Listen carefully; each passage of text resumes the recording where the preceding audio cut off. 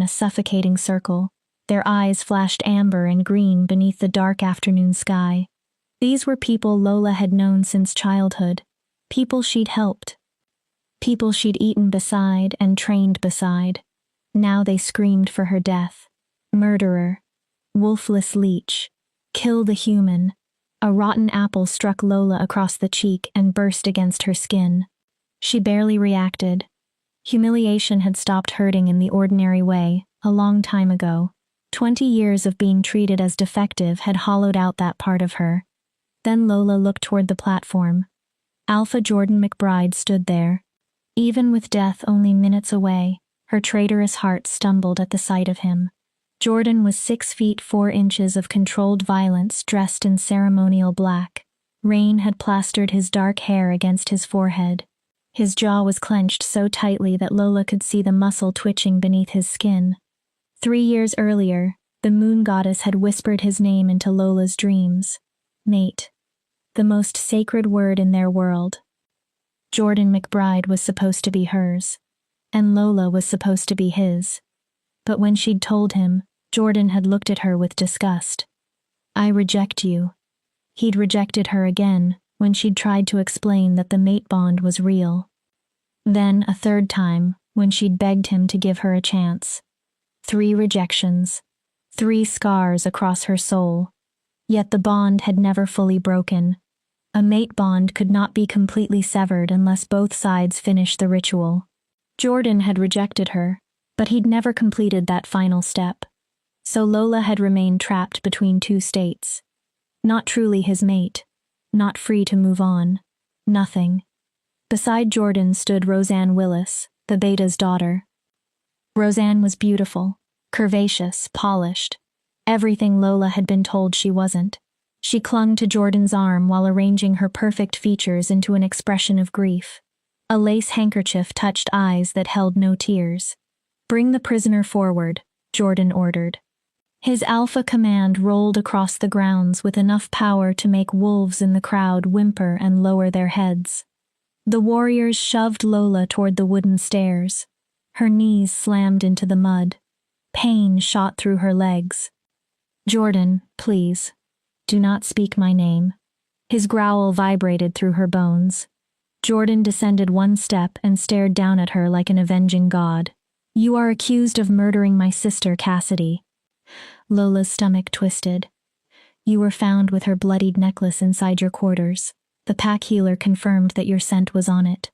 I didn't kill her. Her voice cracked. Roseanne gave me that necklace. She told me Cassidy wanted me to have it as an apology gift.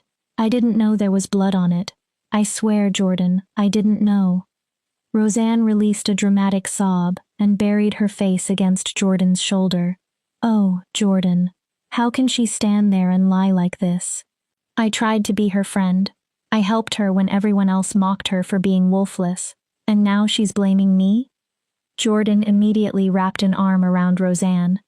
When his gaze returned to Lola, there was no warmth left in it. The evidence is irrefutable. My sister is dead. Her necklace was discovered in your room, and your scent covered it. Because I touched it. Desperation tore the words from Lola. I didn't hurt Cassidy. Jordan, you know me. We grew up together. You know I would never. I don't know you. The words were colder than the rain. I know a wolfless human somehow remained inside my pack for 20 years. I know a weakling who has brought us nothing except embarrassment. His expression hardened. And now I know a murderer. The crowd roared its approval. Lola stared at him. This was her mate, the man the moon goddess had chosen for her. And he believed she deserved to die. The punishment for murdering pack royalty is death, Jordan announced. The crowd quieted. Lola Richardson, you will be executed at sunset. Her blood seemed to freeze. Jordan continued. You have one opportunity to prove that you are not human. Shift, and I will grant you a trial by combat instead. Lola stared at him in disbelief. I can't shift. You know I can't. Then you will die as the human you are. The warriors seized her again. They dragged Lola up the stairs. At the center of the platform waited the execution block, its dark wood stained by generations of blood. A curved groove had been worn smooth by the necks of condemned wolves before her. They forced Lola onto her knees. Then they pressed her neck against it. From there, Lola could see almost the entire pack. Hundreds of faces watched her with hatred. In the front row stood Ruth Conrad, the healer whose testimony had helped condemn her. Beside Ruth stood Henry Matthews, the head warrior who had discovered Cassidy's necklace. Then Lola noticed someone else. Far behind the others, partially hidden by shadow, stood an elderly woman with silver hair and cold eyes. Luna Miriam McBride, Jordan's mother. Their eyes met. For one brief moment, Miriam smiled. It was not the smile of a grieving mother watching her daughter's murderer die. It was a smile of satisfaction. And suddenly, Lola understood that something was terribly wrong. But there was no time left. "Executioner," Jordan called. His voice rang across the training grounds. "Prepare the blade." A huge man wearing a black hood stepped forward. Dustin Gentry. He had served as Silvercrest's executioner for 20 years. In both hands he carried a heavy silver axe. The metal gleamed beneath the dying light. Silver. The one substance capable of killing werewolves as efficiently as humans. The crowd began chanting, "Justice! Justice! Justice!"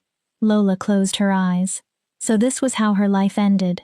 20 years of being called weak, useless, human, 20 years of loneliness. And now her own mate would become the alpha who ordered her death. "Wait." Jordan's voice cut through the chanting. Silence fell. Lola's eyes opened. Something dangerously close to hope stirred inside her.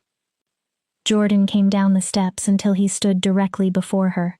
At this distance, Lola could see the dark circles beneath his eyes and the strain in his shoulders.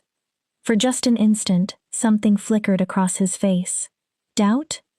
Regret? "You have 60 seconds, Jordan said quietly. Lola stared at him. 60 seconds to shift and prove that there is a wolf inside you. If you do, I'll grant the trial. His face hardened again. But if you can't? He didn't finish immediately. Then he straightened. You die. Jordan, I've tried for 20 years. 60 seconds, Lola. He stepped backward. Starting now. Dustin moved into position and raised the silver axe. Someone in the crowd started counting. 60, 59, 58. Lola's heart hammered violently against her ribs. For 2 decades, she had tried everything. Meditation, training, prayers to the moon goddess. Hours spent alone, screaming silently into the deepest part of herself. Nothing had ever answered. 55, 54, 53. Please. The plea existed only in her thoughts. If there is any part of me that is wolf, please answer me. I don't want to die. Not here. Not for something I didn't do. Nothing answered. 48, 47, 46. The counting grew louder, more excited. Bloodlust thickened the air. Lola looked at Jordan for what she believed might be the last time. He stood rigidly beside the platform. His hands were clenched. Amber began bleeding into his eyes as his wolf pushed close to the surface. Jordan had a wolf. A powerful one. And he was going to stand there while Lola died, because she didn't. 35, 34, 33. Fine. Something inside Lola became still. If she was going to die, she would not spend her final seconds begging people who had already decided she was worthless. She lifted her head as much as the execution block allowed. She closed her eyes. And then something moved in the darkness. A presence. Vast, ancient, furious. You were never wolfless, child. Lola's breath caught. The voice had come from inside her mind, but it wasn't her own. It was deeper, older. Its power vibrated through her bones. You were caged. 28, 27, 26. Who are you? Lola's thoughts raced. The answer came immediately. I am what they feared. The presence pushed closer. I am what they tried to bury. Lola felt heat gathering behind her ribs. I am yours. 20, 19, 18. The warmth in her chest kept growing. Through the damaged mate bond, Lola suddenly sensed Jordan's wolf, Fenris. He had become restless, pacing, whining, agitated by something Jordan himself didn't seem to understand. 15, 14, 13. The heat inside Lola exploded. It rushed through every vein like liquid fire. Her eyes flew open. The world had changed. Colors became impossibly sharp. Sounds separated into layers. She could smell rain, mud, fear, excitement, sweat, and lies. 10, 9, 8. Lola's bones cracked. Jordan's eyes widened. Wait. 7, 6, 5. Roseanne went white. No. Her voice was barely audible. No. That's impossible. 4, 3, 2. Golden light erupted from Lola's skin. It was so bright that screams tore through the crowd as wolves shielded their eyes. 1. The silver axe fell and shattered. Chapter 2. 59 Seconds to Salvation. The sound of breaking silver rang across the grounds like 1,000 bells striking at once. Fragments of Dustin's axe scattered over the platform. Some buried themselves in wooden posts. Others rained into the crowd. Dustin stumbled backward and dropped the ruined handle.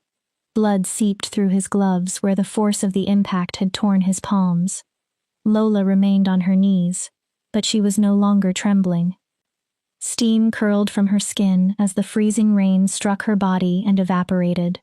The golden light had not disappeared. It pulsed beneath her skin like a second heartbeat. With every beat, it grew brighter. What's happening to me? Lola asked silently. The ancient presence inside her didn't answer. It was too busy breaking free. 20 years. 20 years trapped inside Lola's body. 20 years smothered, buried, denied. Whatever lived inside her was not weak. It had never been weak. It was something enormous that had been imprisoned for so long that its first taste of freedom came with rage.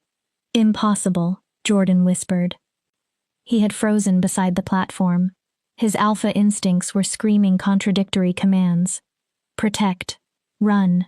Submit. Jordan's breath caught. Submit? That command hadn't come from him. It had come from Fenris, and that terrified him. Roseanne's carefully controlled expression finally cracked. She's using dark magic. Jordan, kill her now before. Silence. The word came from Lola. But the voice wasn't entirely hers. Two voices seemed to speak together. Lola's, and something older, deeper, infinitely stronger. The command struck every wolf in the clearing like a physical blow. Throats closed. Words died. Even the strongest Silvercrest warriors could no longer speak. Jordan's own mouth snapped shut. His alpha authority, the power that had ruled every wolf in the pack, suddenly meant nothing before the force emerging from the girl he'd sentenced to death. Lola slowly lifted her head. Her eyes opened. They were no longer the hazel eyes Jordan remembered from childhood. They burned molten gold. 20 years. Lola rose. The chains around her wrists groaned. 20 years, Miriam McBride. At the back of the crowd, Miriam's face lost all color. 20 years of suppression spells. The iron links stretched. 20 years of wolfsbane hidden in her food. The chains snapped apart. 20 years of lies. Lola stood fully upright. Did you truly believe you could imprison a golden Luna forever? Chaos erupted. Golden Luna? That's impossible. They've been extinct for 800 years. Run. But nobody could run. Pressure rolled outward from Lola's body. It pinned wolves in place with an invisible weight. Jordan finally forced words through his throat. Lola, wait. If you really have a wolf, then we can what? She turned toward him. Jordan took an involuntary step backward. The damaged mate bond he'd ignored for 3 years suddenly erupted between them. Before, it had been a faint pull. Now it became a command, written into instinct itself. His mate. His queen. Submit. Fenris howled inside Jordan's mind, clawing against his control, desperate to emerge and bow before her. You can give me a trial? Lola asked. Contempt sharpened every word. You can show me mercy? Jordan's face tightened. You were about to behead me, Jordan. 60 seconds ago, you were willing to murder your own mate because you were too proud to listen. I didn't know. You didn't want to know. The light beneath Lola's skin intensified. Her cheap gray dress began ripping at the seams as her body changed beneath it. Your mother poisoned me for 20 years to keep my wolf dormant. She convinced you I was human. She planted the evidence. Lola pointed toward Miriam. She killed your sister and framed me. Jordan looked as though the ground had disappeared beneath him. What? His head shook. No, that's... Ask her. Lola's voice became a snarl. Ask the woman who stood at the back of this crowd watching her plan succeed. Miriam's eyes widened. Ask her why Cassidy's blood was on the ceremonial dress she thought she'd burned. Every head turned. Miriam's expression hardened into rage. You stupid girl. Jordan stared at his mother. Miriam lifted her chin. I did what was necessary.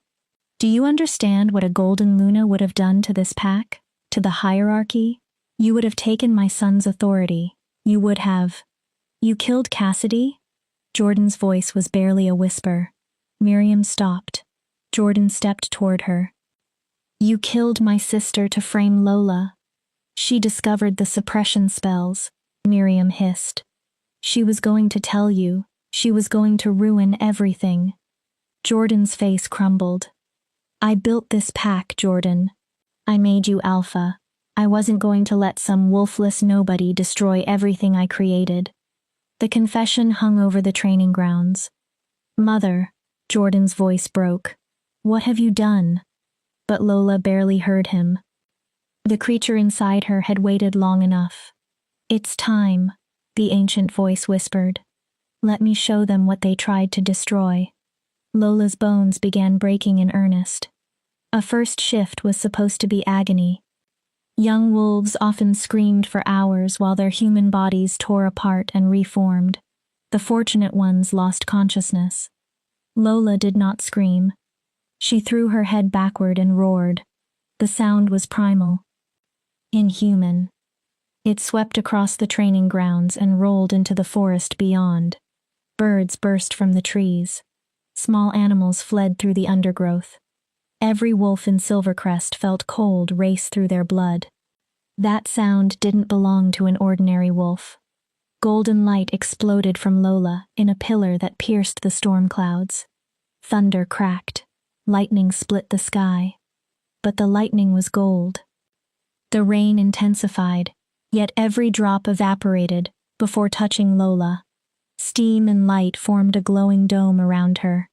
Inside it, her human body disappeared. Her spine lengthened. Her limbs changed. Fur spread across her skin. Not brown, not gray, not black. Metallic white fur shimmered with golden tips, as though armor made from starlight had covered her entire body. Her face extended into a powerful muzzle. Ivory fangs appeared. Her hands became massive paws. Claws capable of tearing steel emerged. And Lola kept growing. When the light finally dimmed and the steam cleared, a wolf stood upon the execution platform. Calling her a wolf barely seemed accurate. She stood nearly 10 feet at the shoulder. Even the largest alpha wolves would have looked small beside her. Golden light rippled through her fur. Her eyes burned like twin suns. Every breath seemed to make the air heavier. The golden Luna, the avatar of the moon goddess, the rarest and most powerful creature in werewolf history, and Jordan McBride had just tried to kill her. The enormous wolf slowly turned. Her golden eyes settled on him. She opened her jaws. One word entered the mind of every wolf present: bow. It wasn't a request. It wasn't even an ordinary alpha command. It felt like gravity itself had spoken. Jordan's knees buckled. His pride demanded that he remain standing. His alpha instincts told him to fight. But his body refused. Fenris took control. Jordan fell lower, then lower, until his forehead touched the mud. Around him, 300 wolves collapsed at once. Warriors. Hunters. Healers. Omegas. Rank meant nothing. Every one of them lay prostrate before the golden Luna. Only Roseanne remained on her feet. Fear alone seemed to keep her upright. She staggered backward. This isn't possible. The massive golden wolf looked at her. Roseanne stopped breathing. You wanted to become Luna. Valeriana's voice echoed inside Roseanne's mind. You wanted power. The wolf glanced toward Jordan. You wanted him. Roseanne shook her head frantically. You murdered his sister. Another step. You framed me. Another. You smiled while they dragged me to my execution. I didn't. I never. Roseanne tried to lie. The words failed. Something about the golden Luna's presence made deception impossible. Truth was dragged from Roseanne as though poison were being pulled from an infected wound. Fine, she screamed. Yes, we did it. Jordan's head jerked upward as far as the command allowed. Roseanne was sobbing now. Miriam and I planned everything. Cassidy discovered the suppression spells. She threatened to expose us. We couldn't let her tell Jordan. Then Roseanne pointed at Lola. And you were always in the way. That pathetic wolfless girl he was supposedly mated to. Even without a wolf, he looked at you with love, Valeriana finished. He looked at me with love when we were children, before you filled him with lies, before his mother convinced him that I was weak. Roseanne's face twisted with hatred. You were weak. You deserved to die. The golden Luna moved. She didn't leap. She didn't attack. She simply descended from the platform. Each enormous paw made the ground tremble. She stopped in front of Roseanne and lowered her head until their eyes were level. I am going to give you a gift. Roseanne trembled. The same gift you wanted to give me. Valeriana's eyes flared. Nothing. Roseanne screamed. She clawed at her chest, then her throat, then her head. Something inside her was being torn away. Her wolf. Her connection to the pack mind. Her accelerated healing. Everything supernatural that made her a werewolf vanished from her soul. When the screaming ended, Roseanne collapsed. She was alive, but empty. The golden undertone had disappeared from her skin. Her eyes looked dull. Human. Roseanne Willis was now completely human. The woman who had spent years despising the Wolfless had become exactly what she hated. Go, Valeriana commanded. Walk into the human world you despised. Live among them. Die among them. The great wolf turned away. And understand that you did this to yourself. Roseanne curled into herself and sobbed. Valeriana no longer cared. Her attention swept across the fallen pack. Then her eyes found Jordan. He was still kneeling. His head remained bowed. Tears ran down his face and disappeared into the mud. Look at me, Jordan McBride. Jordan slowly raised his head. Every instinct told him not to. The wolf stared into him, and Jordan felt her presence enter his mind. She moved through memories. Intentions. Regret. He couldn't hide anything. Finally, the golden Luna spoke.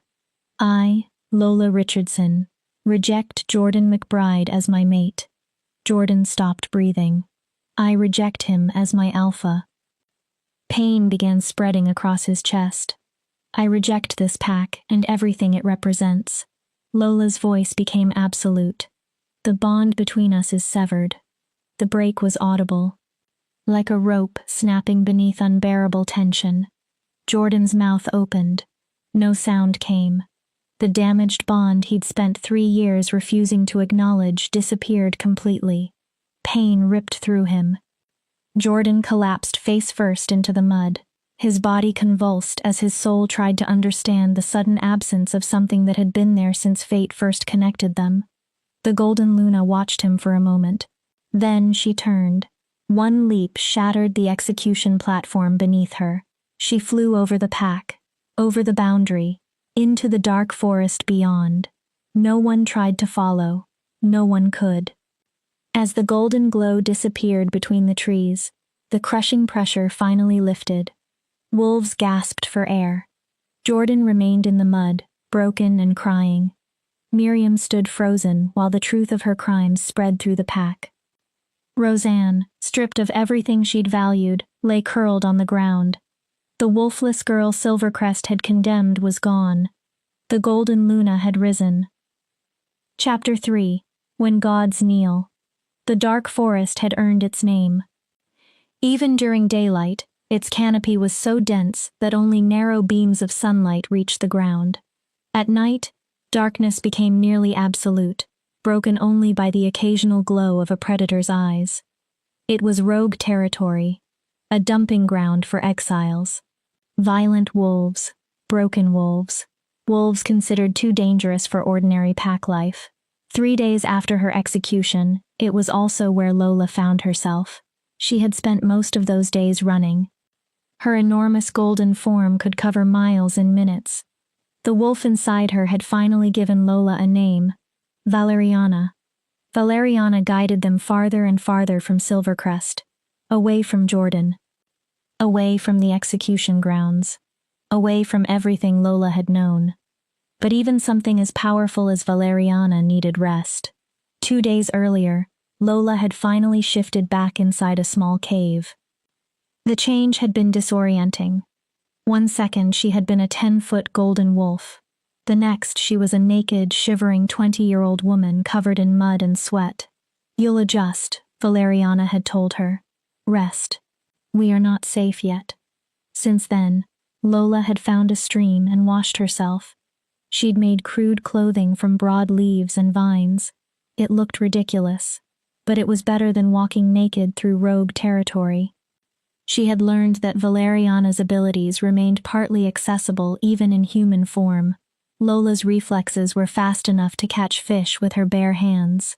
So she ate, walked, rested when necessary, and kept moving with no destination except away. Then she realized she was being followed. For 6 hours, Lola sensed eyes among the trees. Footsteps stopped whenever she stopped. Branches moved without wind.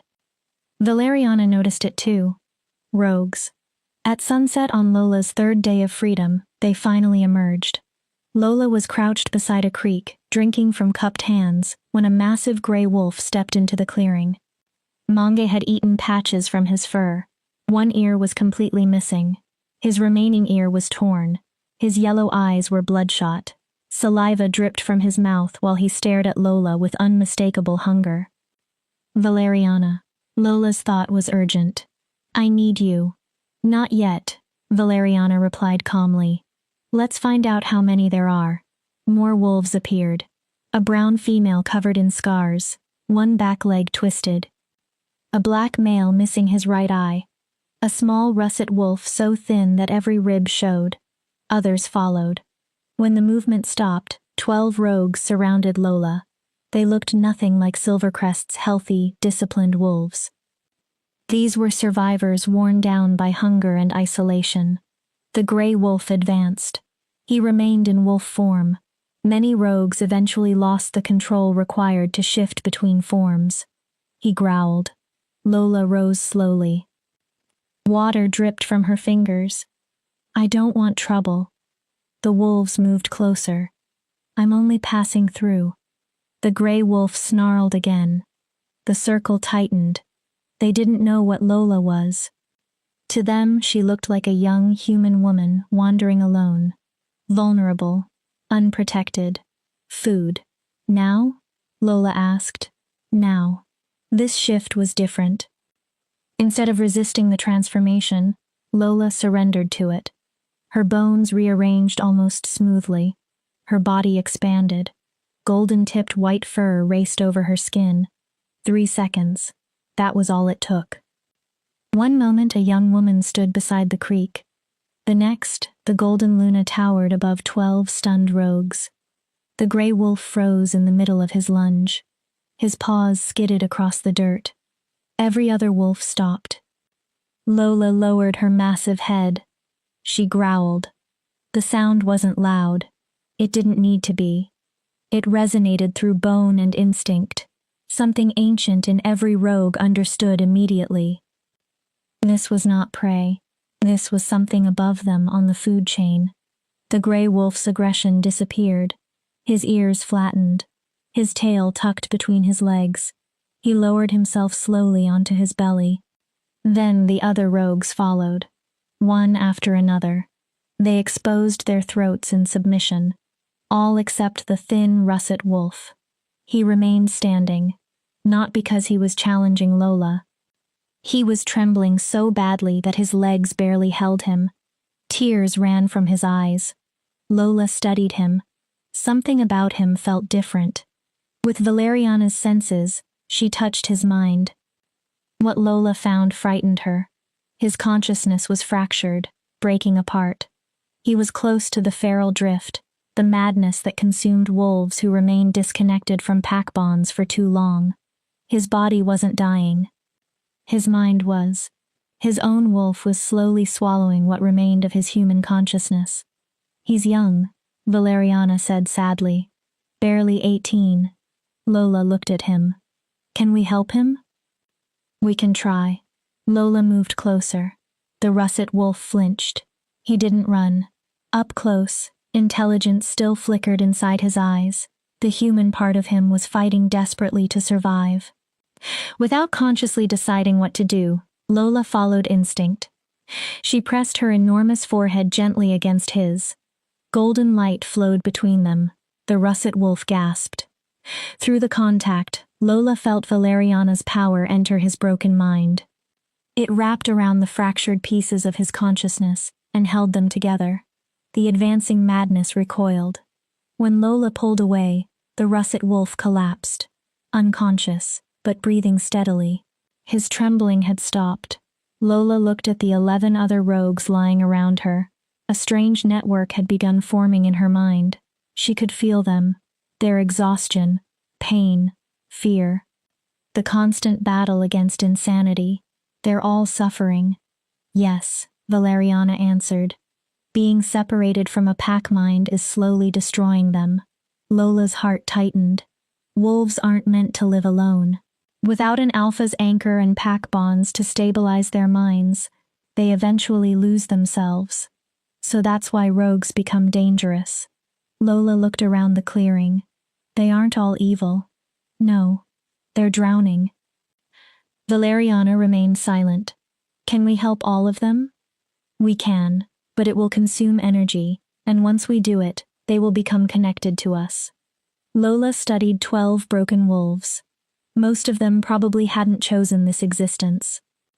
Some might have been exiled for crimes committed after isolation had already begun destroying their minds. Victims and threats at the same time. Do it. Valeriana didn't argue. Golden light spread outward from Lola. It touched every rogue. All 12 gasped. Their eyes rolled backward as Lola's presence entered their minds. It wasn't a traditional pack bond. She wasn't controlling them. It felt more like a network. They could feel Lola's stable presence anchoring them, and she could sense their relief, gratitude, disbelief. The feral drift stopped. When the light disappeared, the rogues slowly rose. Their eyes were clearer. Their bodies remained wounded and thin, but the desperation had disappeared. The gray wolf shifted. A middle-aged man appeared in his place. His body was weathered and scarred. Short gray hair covered his head, and the stump where his ear should have been remained visible. He dropped to his knees. This time it wasn't instinctive submission. It was gratitude. My name is Tommy Blake. His voice sounded rough from years of disuse. I was exiled from Northern Ridge 15 years ago because I killed a warrior who attacked my daughter. Tears ran over his scars.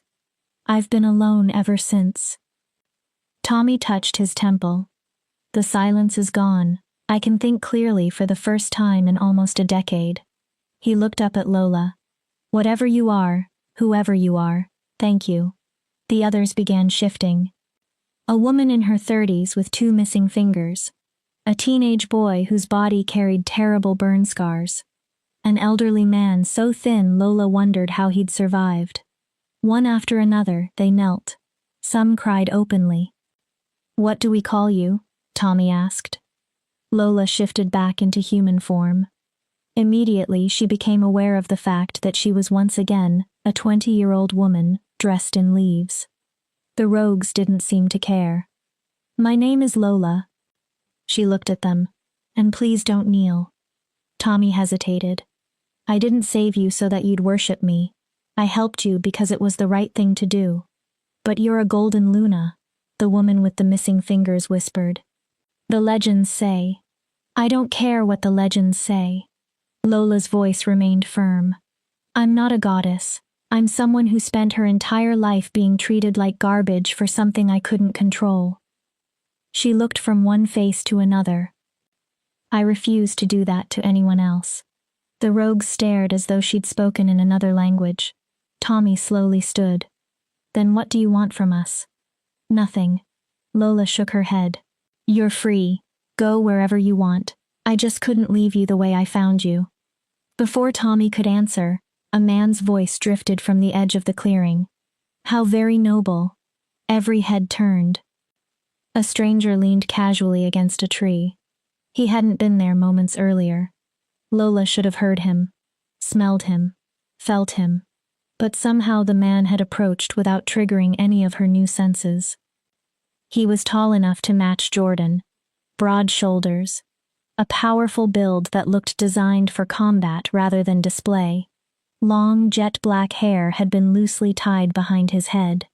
Scars covered his rugged face. The most noticeable one ran from his left eyebrow toward his jaw, narrowly missing the eye. He wore simple dark leather armor. Functional. Used. A sword hung at his hip, ancient enough to look dangerous before anyone even touched it. His eyes were storm gray, streaked with silver. The moment they met Lola's, Valeriana stirred. "Who is he?" Lola asked. "Trouble." The stranger pushed away from the tree. He approached with the relaxed confidence of a predator that didn't need to prove what it was. The newly stabilized rogues backed away. "Easy," he said. "I'm not here for them." His eyes stayed on Lola. "I'm here for the star that fell into my forest." Tommy swallowed. "Lord Calvin, we didn't know she—" "Lord?" Lola interrupted. The scarred man's mouth lifted on one side. "They're dramatic. I'm not a lord." He kept walking. "I'm just the only thing keeping most of them alive out here." He stopped about 10 feet from Lola. Unlike the others, he didn't kneel. He didn't stare at her in worship. He simply examined her. "I'm Calvin Benjamin." His eyes narrowed slightly. "And you, Golden Luna, are standing in my territory." Valeriana growled inside Lola. "He should be bowing." Lola almost smiled. Why isn't he bowing? Calvin showed no sign that the pressure of her presence affected him. Then the pieces came together. "You're the rogue king." Calvin tilted his head. "The one the council fears." "Guilty. And you're the Wolfless girl from Silvercrest." His gaze moved briefly over her. "Although that reputation appears to have been inaccurate. How do you know me?" "I keep scouts in every pack within 200 miles. Calvin shrugged. "I knew about your execution within an hour of it being scheduled." He looked toward the rogues. "All of you, return to camp. Tell Juan I'll follow soon." They hesitated and looked at Lola. "Go," she said softly. "I'll be all right." The 12 disappeared into the trees. Calvin waited until they were gone. Then he looked at Lola again. You smell like rejection. Her shoulders stiffened. Fresh rejection. He gave her a thoughtful look. Let me guess. The alpha finally realized how badly he'd failed, and you told him to go to hell. Something like that. Good. Calvin's mouth curved. Jordan McBride is an idiot. He began circling Lola slowly, not threatening her, studying her. Rejecting a mate is foolish enough. Trying to execute a golden Luna is an entirely different level of stupidity. You don't seem impressed by me. Calvin stopped. By your power? Yes. I'm terrified. He said it so casually that Lola almost missed the meaning. You could probably break me in half without trying. His expression remained steady. But fear isn't respect. I don't respect someone simply because they're powerful. Respect has to be earned. Valeriana bristled. He's challenging us. Number. Lola answered inside her mind. I'm tired of dominance games. If he doesn't attack us, we don't attack him. Calvin studied her. Then he nodded almost imperceptibly, as if she'd passed a test neither of them had acknowledged. You're far from home. I don't have a home. Exactly. His gaze dropped to the leaves wrapped around her. You're exhausted. You're dressed like a tree. A faint smile appeared. And you have nowhere else to go. Lola waited. Silvercrest will probably hunt for you, because their alpha wants to repair his mistake. The council will want to lock you away and study you. Every ambitious pack will want to claim you as a weapon. So I'm offering you sanctuary. Lola blinked. Why? Calvin gestured toward the direction the 12 rogues had gone. Those wolves you just healed are 12 of my 300. Her eyes widened. Every one of them has struggled with feral drift. Some became so unstable that I had to chain them to stop them from hurting themselves. Something softened briefly in Calvin's gaze. You entered my forest and accomplished in 5 minutes what I've failed to do in 10 years. He looked directly at her. You gave them peace. I didn't do it for you. I know. Calvin stepped closer. That's why I'm asking instead of demanding. Lola could smell cedarwood and dark soil on him. Stay here. His voice lowered. Let me train you. Train me? You have power, more than anyone I've ever seen. He tapped the sword at his hip. But you have no skill. Lola frowned. And when Jordan comes looking for you, and he will, you'll need both. What do you gain? Calvin smiled. A chance. A chance. A chance. At what? If a golden Luna bonds herself to my people, the feral drift stops for all of them. His eyes sharpened. They stop being damaged rogues fighting to remain sane. Calvin paused. They become an army. Lola stared at him. And with an army, I finally get the chance to do what I came here to do. What is that? Tear down the council's corrupt system. He didn't hesitate. And build something better. Lola almost laughed. It was the most honest manipulation she'd ever heard. So you want me to become your weapon? No. Calvin held out one hand. I want you to become my partner. His palm remained open between them. I don't want to own you. I want to fight beside you. Lola said nothing. The same council that would cage you exiles innocent wolves. The same pack system that tried to kill you, punishes weakness and worships strength. His storm-gray eyes blazed. Help me destroy that system. His hand remained extended. Then help me build something that doesn't crush people beneath it. Valeriana stirred. He's dangerous. I know. More dangerous than Jordan. I know that too. Lola looked at Calvin's hand. But he's honest. And he's giving us something nobody else ever did. What? Lola slowly placed her hand in his. A choice. Calvin's fingers closed around hers. Warm, calloused, steady. Welcome to the dark forest. His scarred mouth curved into a dangerous smile. My queen. For the first time since Valeriana had awakened, Lola smiled back. Chapter 4. The Alpha's Descent. Jordan McBride hadn't slept in 3 days. Every time he closed his eyes, he saw Lola. Lola kneeling at the execution block. Lola's hazel eyes filled with betrayal.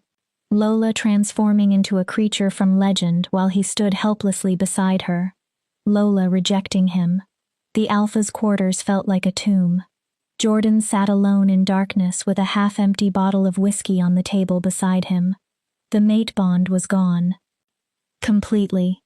Even after 3 rejections, some faint connection had always remained. A distant pull. A quiet awareness. Now there was nothing. Only an emptiness in his chest that seemed impossible to fill. Fenris had gone silent. Jordan's wolf, normally aggressive and dominant, had withdrawn so deeply into his mind that Jordan could barely sense him. The shame was too great. They had tried to execute their mate. Their queen. A knock sounded. Jordan flinched. Go away. The door opened anyway. Henry Matthews stepped inside.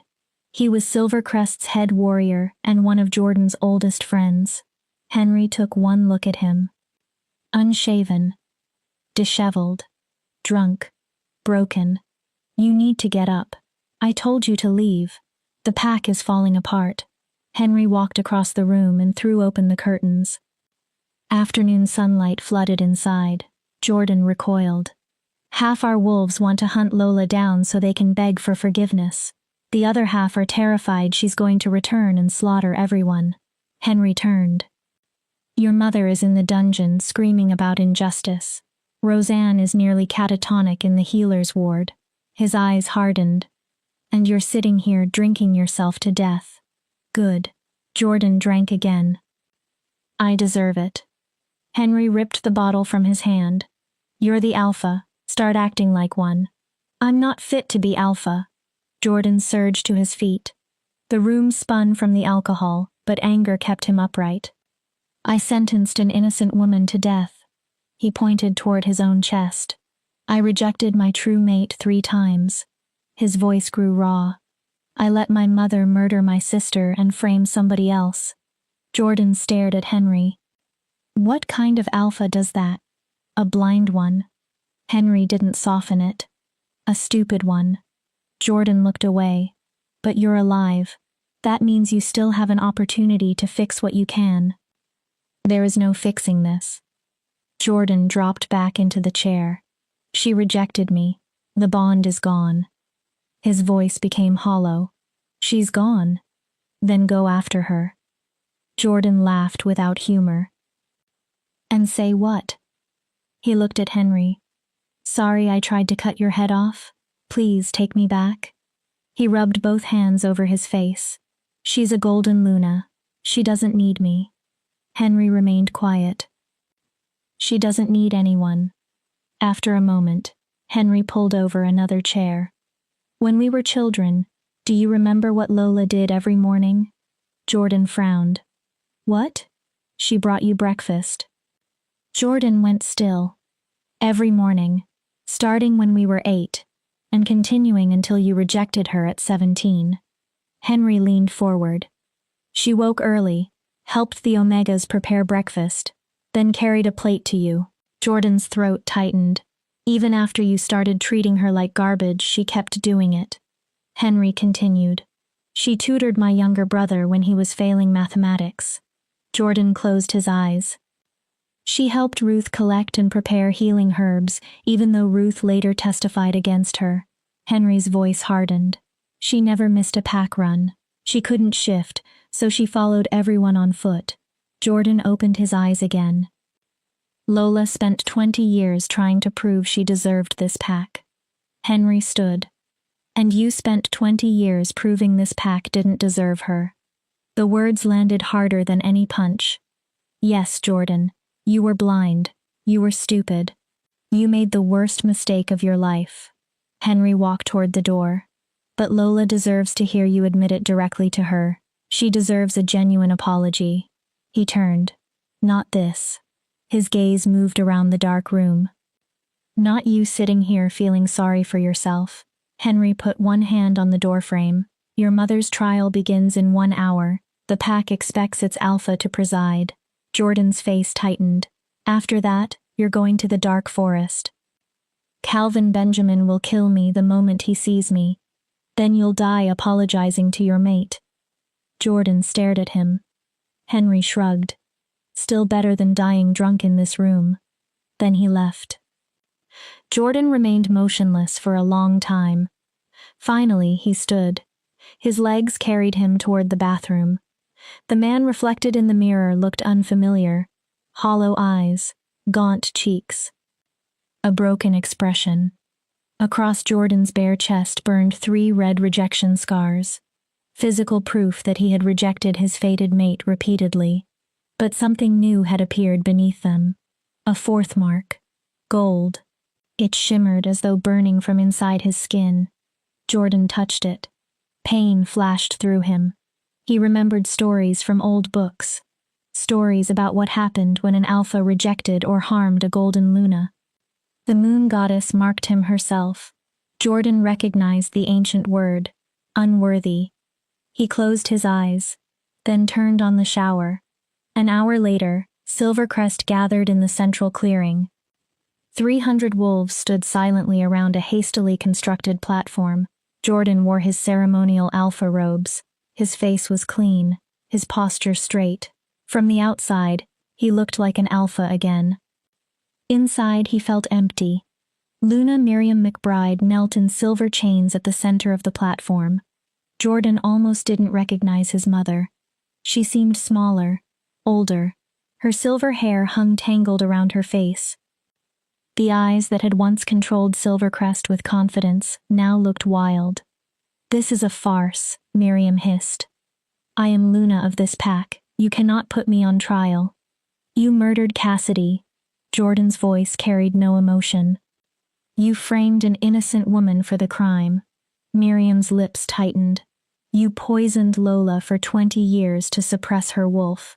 The crowd remained silent. "You conspired with Roseanne to destroy the mate the moon goddess chose for me." Jordan looked down at her. "You're not my Luna." His voice became colder. "You're not my mother." He paused. "You're a murderer." Miriam laughed. It sounded brittle. Almost manic. "I did all of it for you." Jordan's jaw tightened. "Don't you understand? A golden Luna would have destroyed everything." Miriam pulled against the chains. "She would have taken your authority, your power, your pack." Her eyes shone with desperation. "I protected you."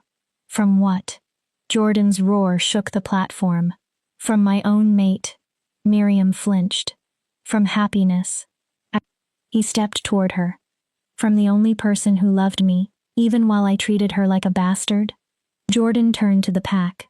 "My mother stands accused of murder, conspiracy, and crimes against the moon goddess." He raised his voice. "The evidence is undeniable. Her confession was witnessed and recorded." Jordan looked across the gathered wolves. "How do you judge her?" The response came immediately.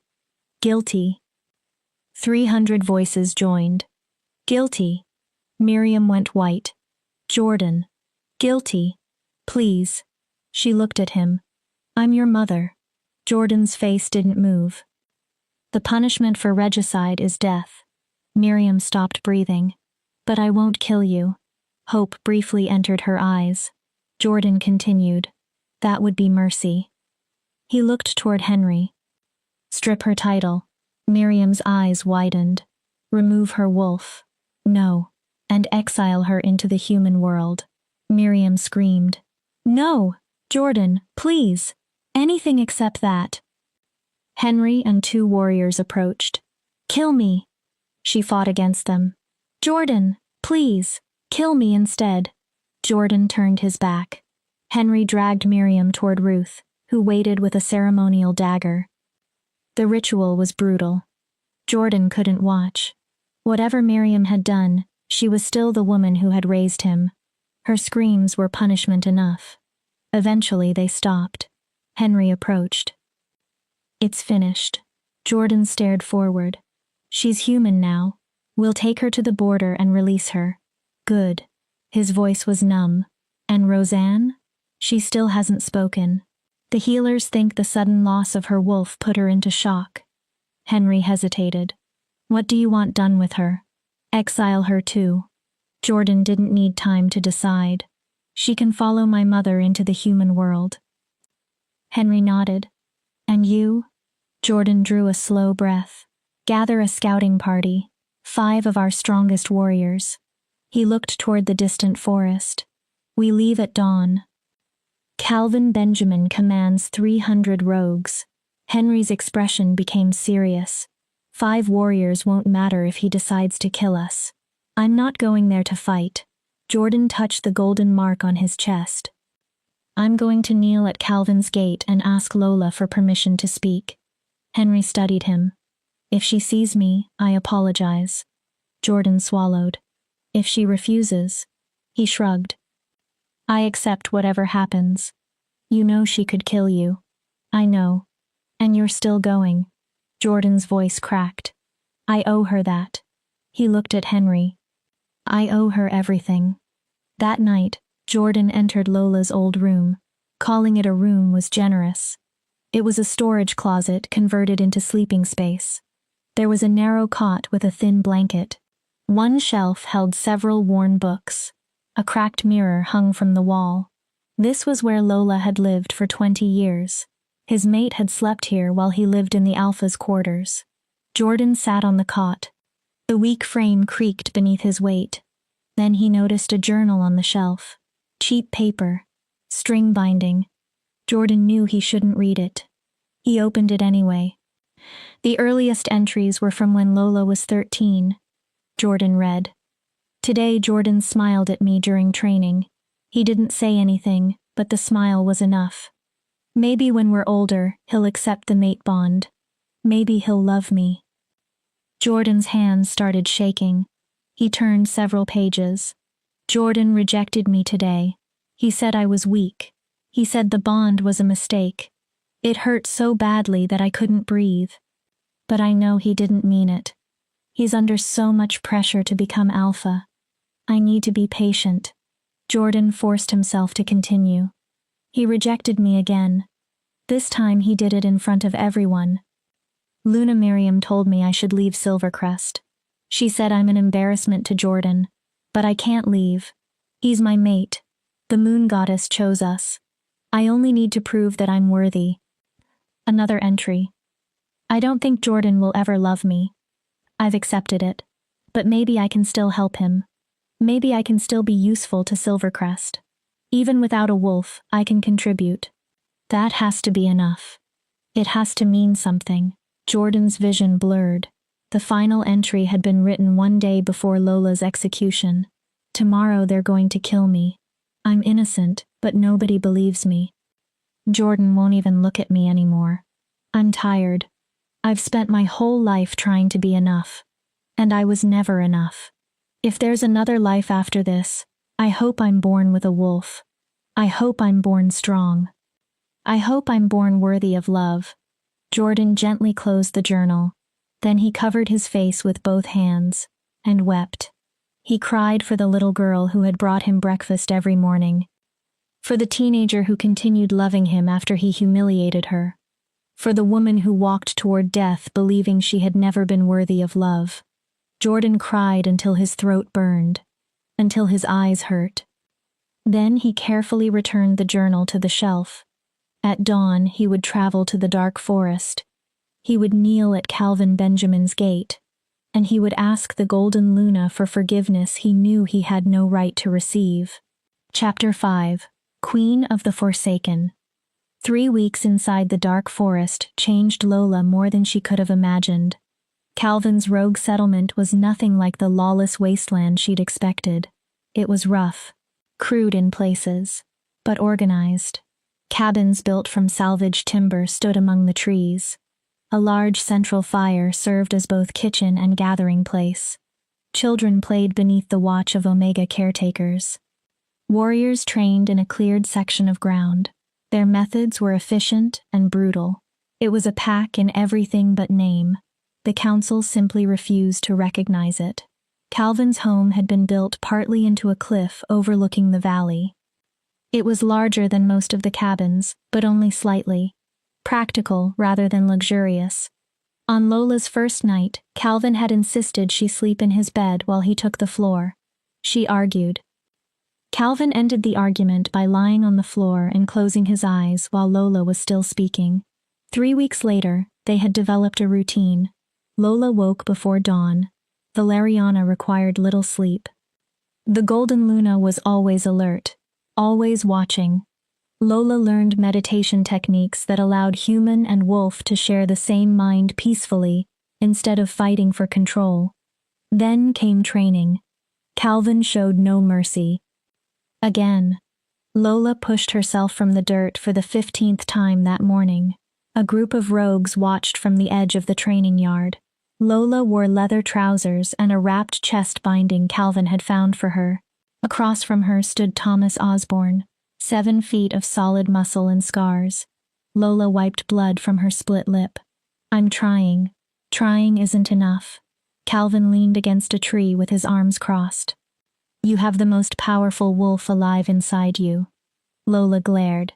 But in human form, you fight like somebody who's never been in a real battle. I know how to fight. Silvercrest trained me. No. Calvin cut her off. Silvercrest trained you to lose. Thomas made a low sound of agreement. He was mute. Damage to his vocal cords from whatever had caused his exile prevented him from speaking. Calvin continued.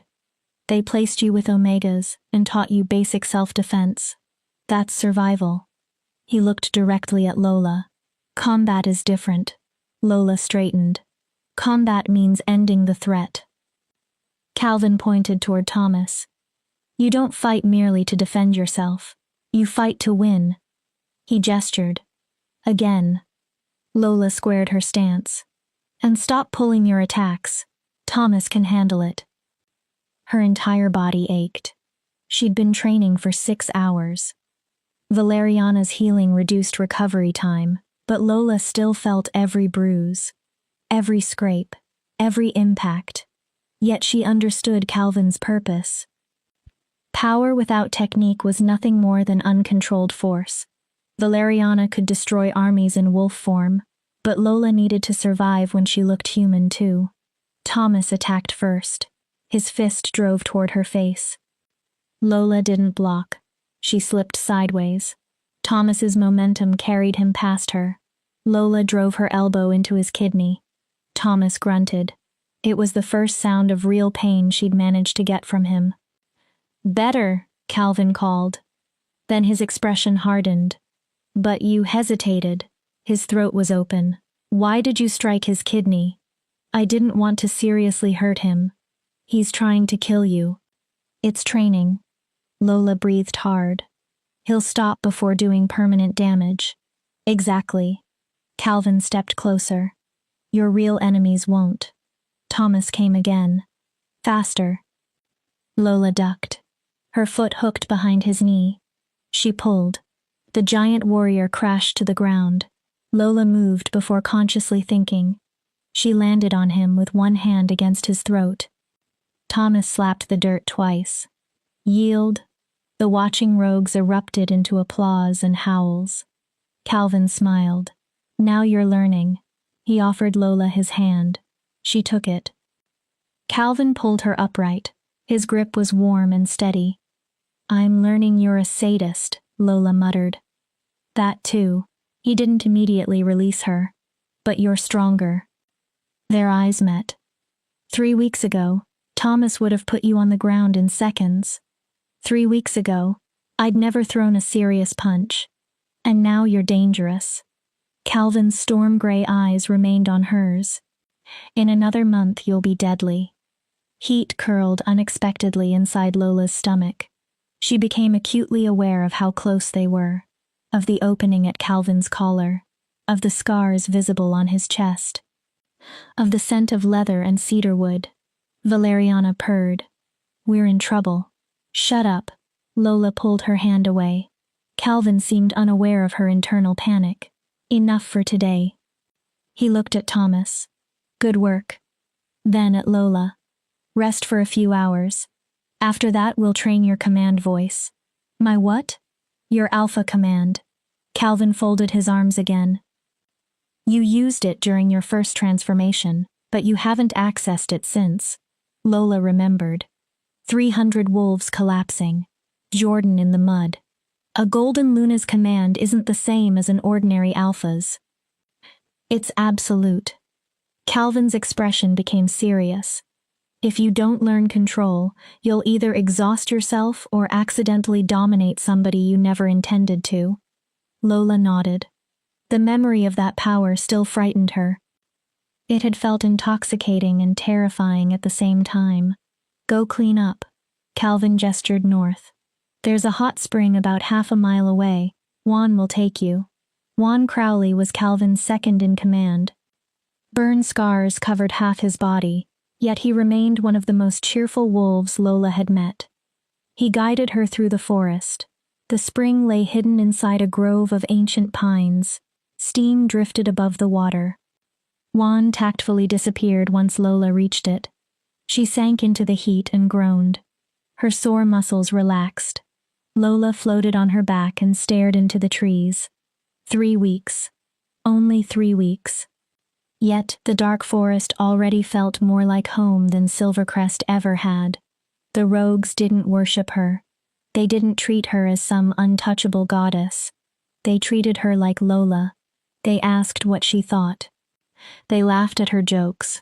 On formal occasions, some bowed, but the gesture felt respectful rather than fearful. Then there was Calvin. Complicated Calvin. He pushed her mercilessly in training. He refused to accept anything less than her best. But at night he sat beside the fire and taught her about rogue history and supernatural politics. He was brutally honest. Sometimes irritatingly honest. But he'd never lied to her. He didn't worship Valeriana. He challenged her. And somehow that made Lola want to spend even more time with him. You're falling for him. Lola nearly sank beneath the water. I am not. Your heartbeat speeds up whenever he comes close. Valeriana sounded amused. Your scent changes. Stop. You stare at his hands while he explains combat. I do not. Lola paused. Do I? Constantly. That's humiliating. She ducked beneath the water. When Lola surfaced, someone stood nearby. Calvin. His back was turned toward her. A bundle of clothes rested in his arms. Sorry. He kept his gaze away. I didn't mean to interrupt. Juan said you'd been gone a while, so I brought something for you to wear. Lola sank lower in the water. Thanks. She pointed, even though he couldn't see. Leave it on the rock. Calvin placed the clothes there, but he didn't leave. Instead, he sat on a boulder near the edge, with his back still toward Lola. We need to talk about what happens next. Lola's relaxation vanished. What does that mean? You've been here 3 weeks. My people are stabilizing. Not one rogue has shown signs of feral drift since you arrived. Calvin rested his elbows on his knees. You're learning to fight. He paused. But you can't hide forever. Something tightened in Lola's stomach. Jordan McBride is coming. She stopped breathing. What? My scouts spotted Silvercrest warriors near the border 2 days ago. Calvin's tone was carefully neutral. Small group. 5 warriors. Then quieter. Jordan is leading them. Where is he? At our gate. Lola stared at Calvin's back. He's been there for 48 hours. What do you mean? Kneeling. Lola's breath caught. No weapons. No food. No water. No shelter. Calvin looked toward the trees. He's been kneeling in the mud for 2 days waiting for you to grant him an audience. Valeriana stirred. He's suffering. There was almost sadness in the wolf's voice. The bond is gone, but guilt is destroying him. I don't want to see him. Lola heard the uncertainty in her own voice. Calvin did too. It's your decision. He didn't push. I can order him away. I can kill him if that's what you want, although starting a war with Silvercrest would be inconvenient. Despite herself, Lola almost smiled. Or, Calvin continued, you can face him. The humor disappeared. Let him say whatever he came to say, then decide what you want. What do you think I should do? Calvin remained silent for several seconds. I think closure matters. Lola waited. I think you loved somebody for 20 years who hurt you repeatedly. His voice hardened. And I think you deserve the satisfaction of hearing him grovel. Then Calvin stopped. What? I think. Another pause. I think I'm biased. Lola frowned. Why? Because the idea of you returning to him makes me want to tear something apart. Lola's heart stumbled. Calvin, don't. He stood abruptly. You already have enough to process. Don't deal with that too. Calvin started walking away, then stopped. For whatever it's worth, he remained facing the forest. You're not the Wolfless girl anymore. Lola said nothing. You owe Jordan nothing. Calvin finally glanced over one shoulder. If you see him, make your decision based on what you want. His eyes held hers. Not what Jordan wants. Another beat. Not what you think you're supposed to want. Then he disappeared among the trees. Lola remained in the spring for a long time. Jordan was here, kneeling at her gate. The alpha who had rejected her 3 times was begging for permission to speak. 3 weeks earlier, Lola would have given anything for that. Now she didn't know what she felt. We should see him, Valeriana said. Lola closed her eyes. Not because we owe him. Then why? Because we deserve to know whether anything remains between us. The golden luna's presence warmed her mind. And if there is nothing, we can walk away knowing we offered him the chance he never offered us. Lola climbed from the spring. She dressed in the clothes Calvin had brought. Dark trousers. A soft tunic fitted perfectly to her body. Even boots. Then she started back toward the settlement. Her decision was made. Jordan could speak. Afterward, Lola would choose for herself. Not as his mate. Not as anyone's Luna. As Lola. Chapter 6. The Alpha Who Fell. The entrance to the dark forest settlement wasn't really a gate. 2 enormous tree trunks carved with rogue symbols stood on either side of the main path. They marked the boundary between the untamed forest and Calvin's territory. Jordan McBride had been kneeling there for 48 hours. Rain had begun during the first night. It soaked through his clothes, turned the earth beneath him into freezing mud, plastered his hair against his face. Jordan never moved toward shelter. He never shifted into Fenris, even though his wolf form could have endured the cold more easily. This was penance. And penance was supposed to hurt. Behind him, 5 Silvercrest warriors waited at a respectful distance. Henry Matthews was among them.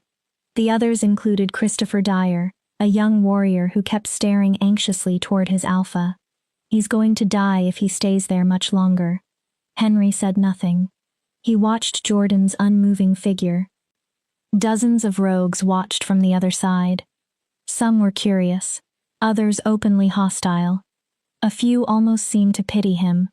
On the 3rd morning, weak sunlight finally broke through the clouds. The rogues suddenly parted. Lola walked toward the gate. Jordan didn't notice immediately. His head was bowed, eyes closed. His entire body trembled from hunger, exhaustion, and cold. He was using every scrap of alpha will to remain upright. Then he sensed something. Not the mate bond. That was gone. But an echo. The memory of connection. Jordan opened his eyes. Lola stood 10 feet away. Calvin was on one side. Juan on the other. Lola wore fitted dark leather armor. Her hair had been braided in a warrior's style. She looked healthy. Strong. Dangerous. Nothing about her resembled the broken girl Jordan had dragged toward an execution block. Behind her human form, Jordan could feel Valeriana.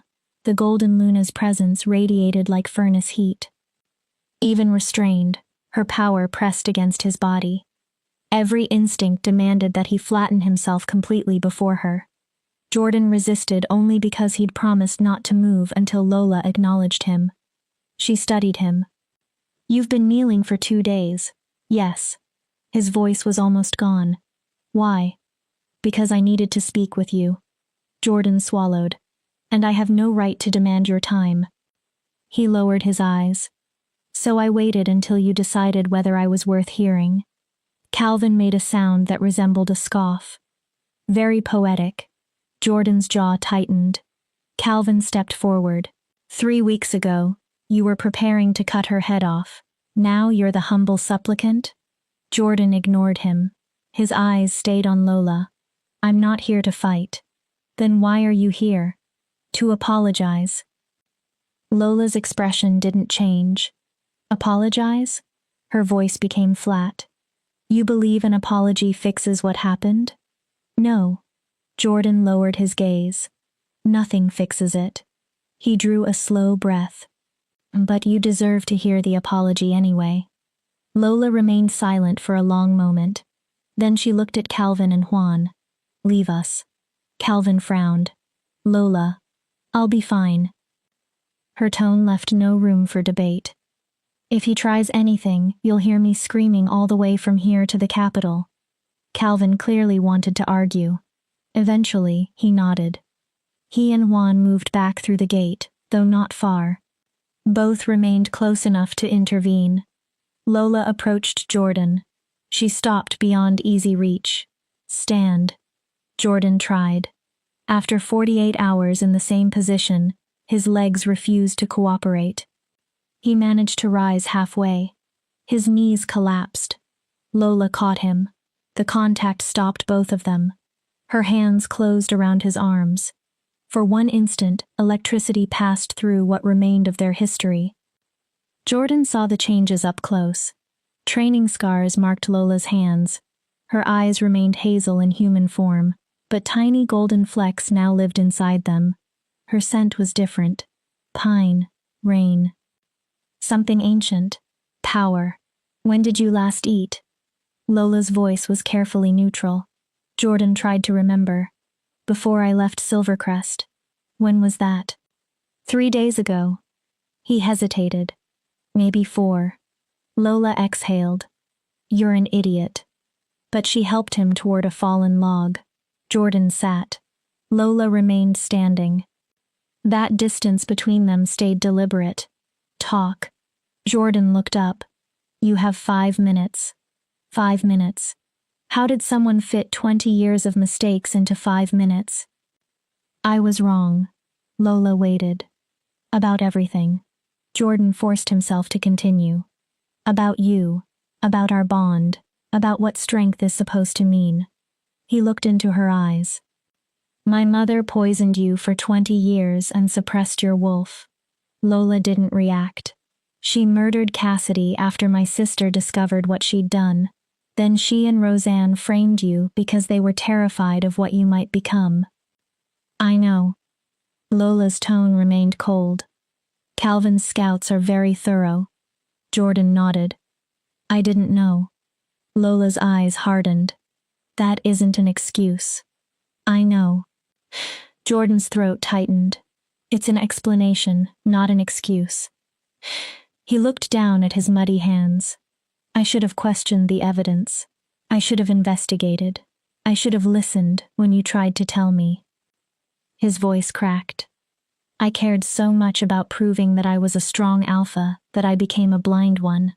You rejected me 3 times. I know. You called our mate bond a mistake. I know. You watched while they chained me." Jordan shut his eyes. "You stood there when they dragged me to that execution block." His breathing became uneven. "You listened while the pack screamed for my death." Lola's fists tightened. Then she delivered the words he had been dreading. "You gave the order, Jordan." He opened his eyes. "The axe fell because you allowed it." Tears spilled down Jordan's face. "You tried to kill me." "I know." Lola stared at him. "I know." Jordan's voice broke completely. "And I will carry that guilt until I die." His fingers touched the golden scar beneath his clothes. I rejected the greatest gift the moon goddess ever gave me. He looked at her. I nearly destroyed something precious because I was too arrogant to understand its value. Jordan exposed part of the mark. I'm branded. Lola's eyes flicked toward it. Unworthy. His mouth twisted. And I deserve the word.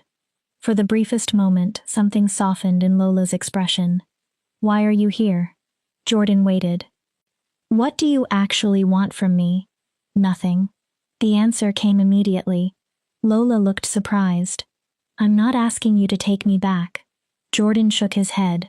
The bond is gone. I understand that it can't simply be repaired. His hands trembled. I only needed you to know that I'm sorry. He met her eyes. That I was wrong. His voice softened. And that you were always worthy. Jordan swallowed. I was the one who wasn't. That's all?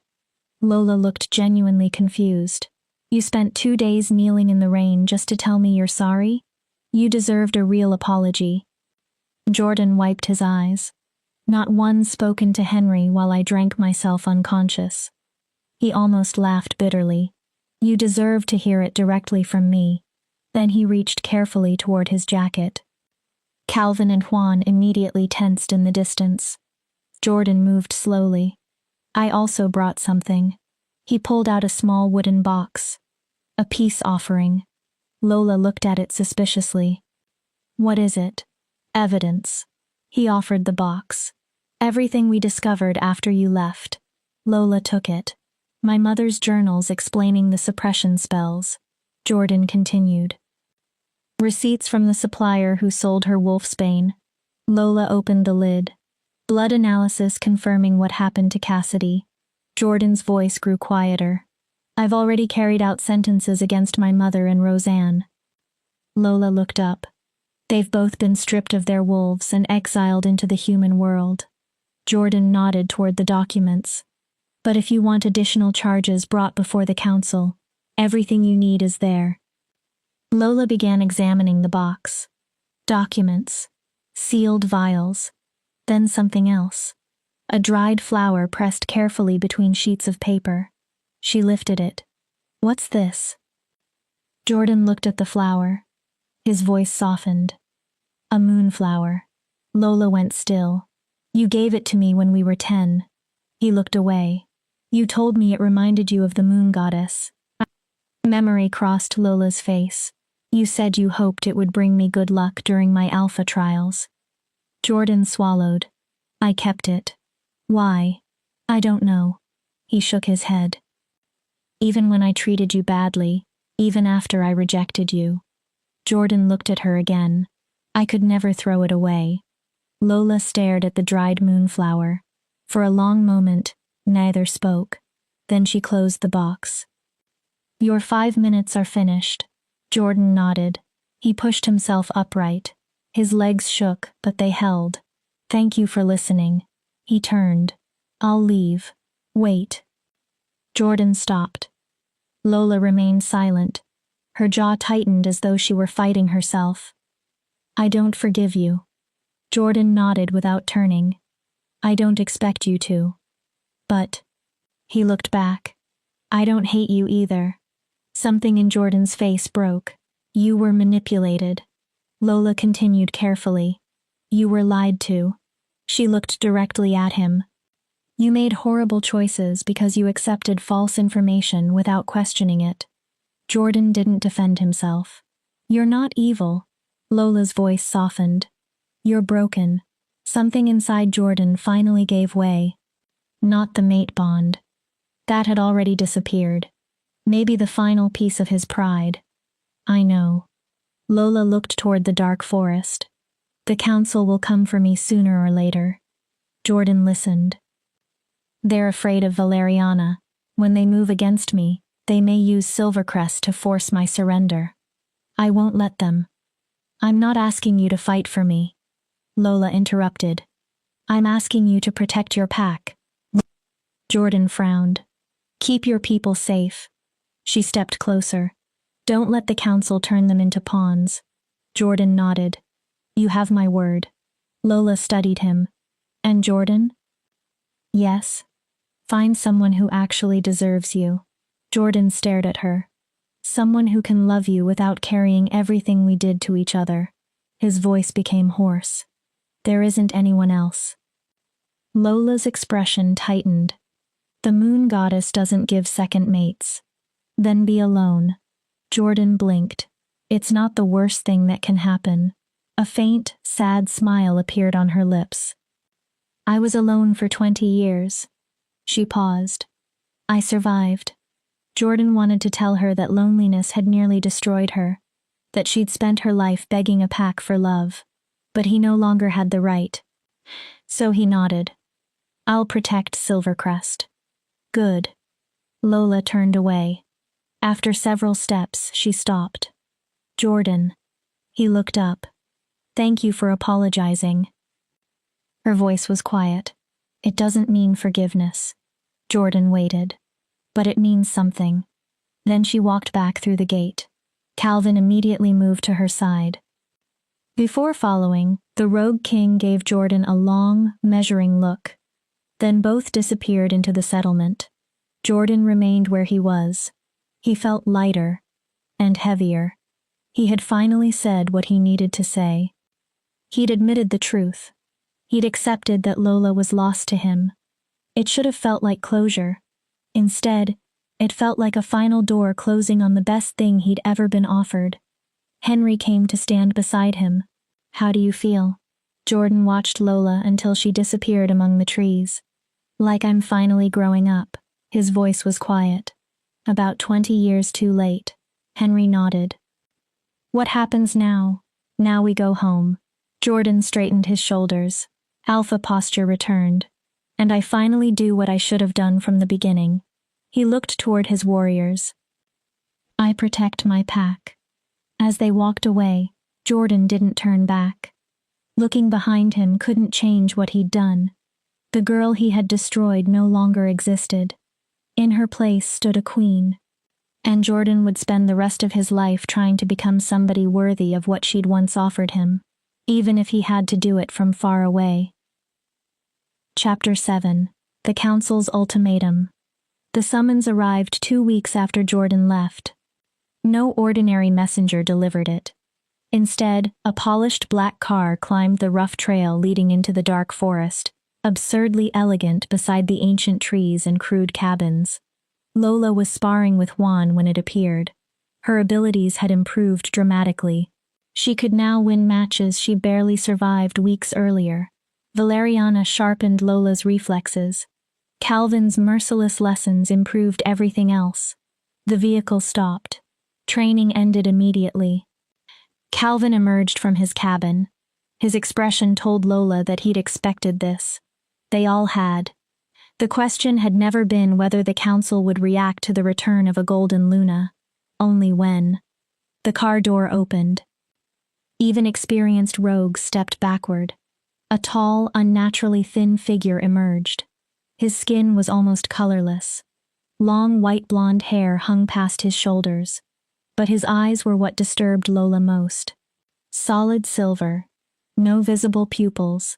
They reflected the world around him like mirrors. High elf, Calvin muttered as he moved beside her. Ancient keeper of the supernatural accords.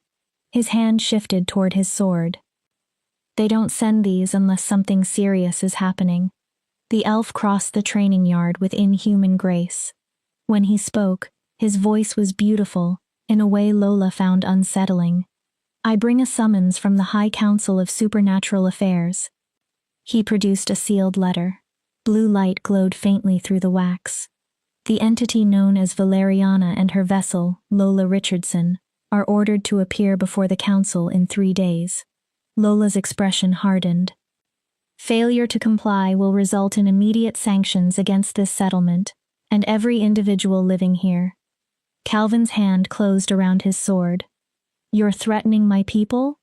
The elf looked at him without emotion. I deliver a message. His mirrored eyes returned to Lola. The council's patience is limited, Rogue King. He tilted his head. The reappearance of a golden Luna disrupts the established balance of power. Lola felt Valeriana growl. She must be evaluated. The elf continued. Her intentions must be assessed. Then the final words. And her placement determined. Placement? Lola stepped forward. I'm not an object you assign to somebody. That remains to be determined. The elf held out the summons. The hearing takes place in 3 days at the Citadel. He looked across the settlement. Come willingly, or force will be employed. Calvin's eyes narrowed. The elf continued. You command 300 rogues. No emotion entered his voice. The council commands 50,000 wolves across 20 territories. He dropped the letter. Choose carefully. Then he returned to the car and left. Silence suffocated the training yard. Calvin picked up the summons and broke its seal. The farther he read, the darker his face became. It's worse than I expected. Lola approached. How bad? They aren't merely evaluating you. Calvin scanned the paper. They've already prepared options. What options? He read them. Option 1. Return to Silvercrest and complete your mate bond with Jordan McBride under council supervision. Lola's jaw tightened. Option 2. Choose an approved mate from 5 alpha bloodlines selected by the council. Valeriana snarled. And option 3? Calvin stopped. Read it. Submit to containment inside the Citadel for study and controlled breeding. The training yard exploded. They want to breed her like an animal? Barbarians. We should kill them. Enough. Calvin's alpha command silenced every rogue. Then he looked at Lola. This is exactly what I warned you about. His voice was low. The council fears power it can't control. He held up the letter. They'll talk about balance, tradition, stability. Calvin's mouth twisted. But they want to put a collar around your neck. Valeriana surged forward. Gold flashed through Lola's eyes. They can try. They will. Calvin didn't underestimate them. And if we handle this badly, they'll destroy everyone here to make an example. Juan stepped closer. 300 against 50,000. He shook his head. We might last an hour. So what do we do? Juan looked at Calvin. We can't hand Lola over. Calvin remained silent. Then something changed in his expression. We give them what they want. Lola stared at him. Excuse me? Sort of. Calvin's hand rested against his sword hilt. The council wants you attached to a bloodline. His eyes stayed on Lola. Somebody they believe can control you. Understanding hit her. So we give you a mate. Lola's heart kicked. Not one of theirs. A political bond. Exactly. Calvin stepped nearer. Not a true mate bond. Those can't be manufactured. His tone remained deliberately neutral. But supernatural law recognizes formal alliance bonds. Lola understood. You claim me as your chosen partner. And you claim me. Calvin nodded. The bond becomes legally recognized. Lola stared at him. You'd do that? Yes. You'd bind yourself politically to me? Yes. That makes you an even bigger target. Calvin's scarred face split into his frightening smile. I've been a target most of my life.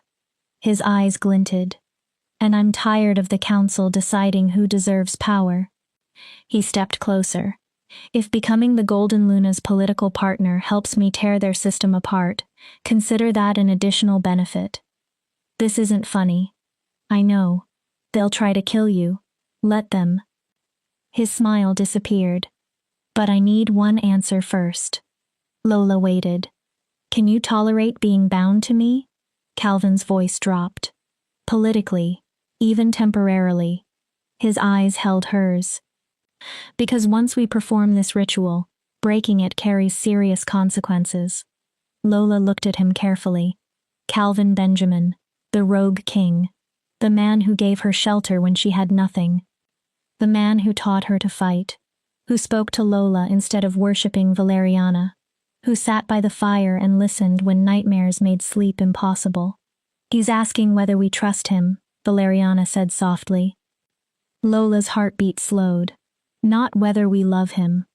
Do we? Yes. Lola looked into Calvin's eyes. I can handle it. His shoulders relaxed slightly. The question is whether you can. Calvin raised an eyebrow. I'm not exactly simple. Lola gestured toward herself. I have an enormous golden wolf in my head who comments on everything. Valeriana huffed. I'm still learning to fight. Calvin listened. I wake up screaming because I dream about the execution. Lola hesitated. And Calvin gently placed one finger against her lips. Lola went silent. You're the strongest person I've ever known. Her pulse jumped. Your wolf is magnificent. Valeriana practically preened. You learn faster than any fighter I've trained. Calvin lowered his hand. And anyone who survived what you survived would have nightmares. His voice softened. I'm not asking for perfection, Lola. He looked at her. I'm asking you to let me stand beside you while you burn the world down. Warmth spread through her chest. That may be the most romantic thing anyone has ever said to me. Calvin smiled. I aim to please. There's one problem. Juan's voice made both of them jump. They'd forgotten the entire training yard was watching. A political bonding requires consent from both parties' pack alphas. Juan looked at Lola. Lola no longer has one. Then at Calvin. And Calvin. I'm an exile, Calvin finished. No pack alpha exists to negotiate on my behalf. Actually, a familiar voice came from the entrance. That's not entirely true. Everyone turned. Jordan McBride stood at the edge of the settlement. Henry and 3 Silvercrest warriors stood behind him. Jordan looked considerably better than he had 2 weeks earlier. Clean, fed, rested. But his posture had changed. Less arrogance, more caution. Lola's body tightened. What are you doing here? Jordan raised both hands to show they were empty. I came to warn you. Calvin moved slightly in front of Lola. The council contacted Silvercrest yesterday. Jordan ignored Calvin's hostility. They want me to testify during your hearing. Lola frowned. They want me to say you're unstable. Jordan's jaw tightened. Dangerous. He looked ashamed.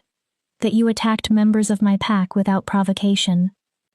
Calvin's fingers closed around his sword. And you're going to say that? No. Jordan stepped forward alone. I'm going to tell them Lola was the victim of a conspiracy. His eyes found hers. I'm going to tell them my pack wronged her. Jordan continued. And when she had enough power to slaughter every person responsible, she showed restraint.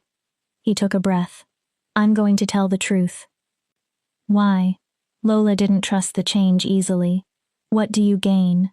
Nothing. Jordan answered instantly. I'm doing it because it's right. Then he looked toward Calvin. But I heard the last part of your discussion. Calvin's eyes narrowed. The political bond. Jordan nodded. You need authorization from a pack alpha. I'm not Silvercrest anymore.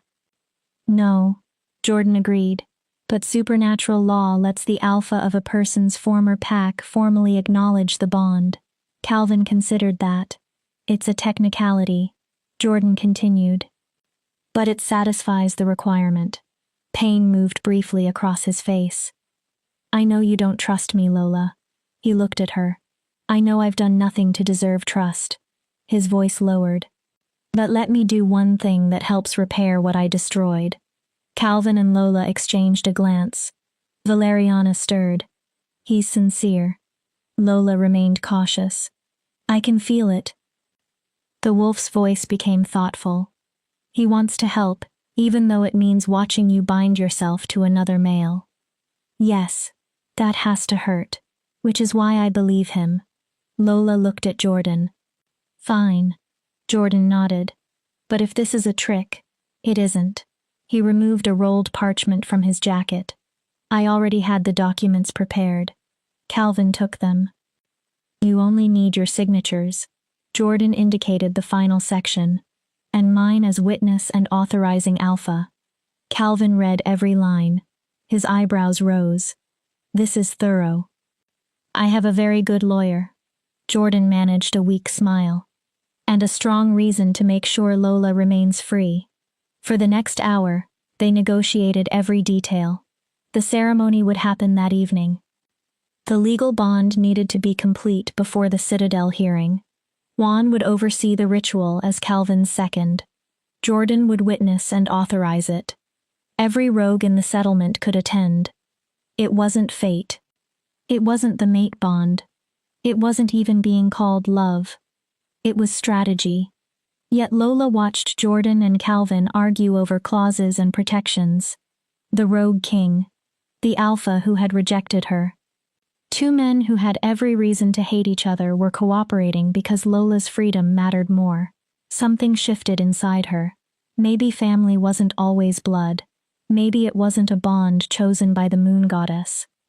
Maybe family could be the people who stayed beside you while the rest of the world tried to crush you. At sunset, the settlement gathered in the central clearing. Wildflowers had been woven into an arch. Torches surrounded the clearing. Compared with traditional pack ceremonies, everything was simple, but Lola found it beautiful.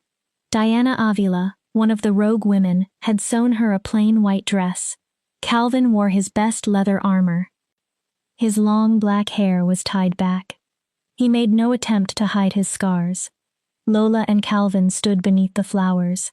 Juan faced them. We gather to witness a bond of choice rather than fate. His voice carried through the clearing. A partnership built on respect, trust, and shared purpose. Juan looked at Calvin. Calvin Benjamin, Rogue King, do you claim this woman as your partner? Calvin didn't hesitate. Do you swear to stand beside her in battle, defend her freedom, and honor her choices? I do. Juan turned. Lola Richardson, Golden Luna, do you claim this man as your partner? Her heartbeat thundered. Do you swear to stand beside him in battle, fight for his people, and honor his choices?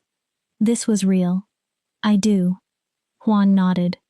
Then by old law and new, by moon, blood, and choice, I recognize this bond. He drew a ceremonial blade. Blood seals the agreement. Calvin held out his palm. Juan made a shallow cut. Lola offered hers next. The blade opened her skin. She barely felt it. Then Lola and Calvin pressed their bleeding palms together. Warm energy rushed between them. Lola gasped. It wasn't the overwhelming force of a fated mate bond. It was gentler. An awareness. A connection deeper than simple touch. For the first time, Lola sensed Calvin's heartbeat almost as clearly as her own. She felt determination, protectiveness, and beneath both, affection. He actually cares about us, Valeriana whispered in surprise. Not our power. Us. They separated their hands. Both cuts had already healed. Identical pale scars marked their palms. It's done, Juan announced. They are bonded. The clearing erupted with howls and cheers. Calvin looked at Lola. This time his smile wasn't frightening. It was real. How does it feel? Strange. She examined her palm. But good. Then she looked at him. Safe. Good. Calvin squeezed her hand. Because tomorrow we go to war with the council. Lola's smile faded. Calvin's eyes became intense. Promise me one thing. What? No matter what happens inside that citadel. He stepped closer.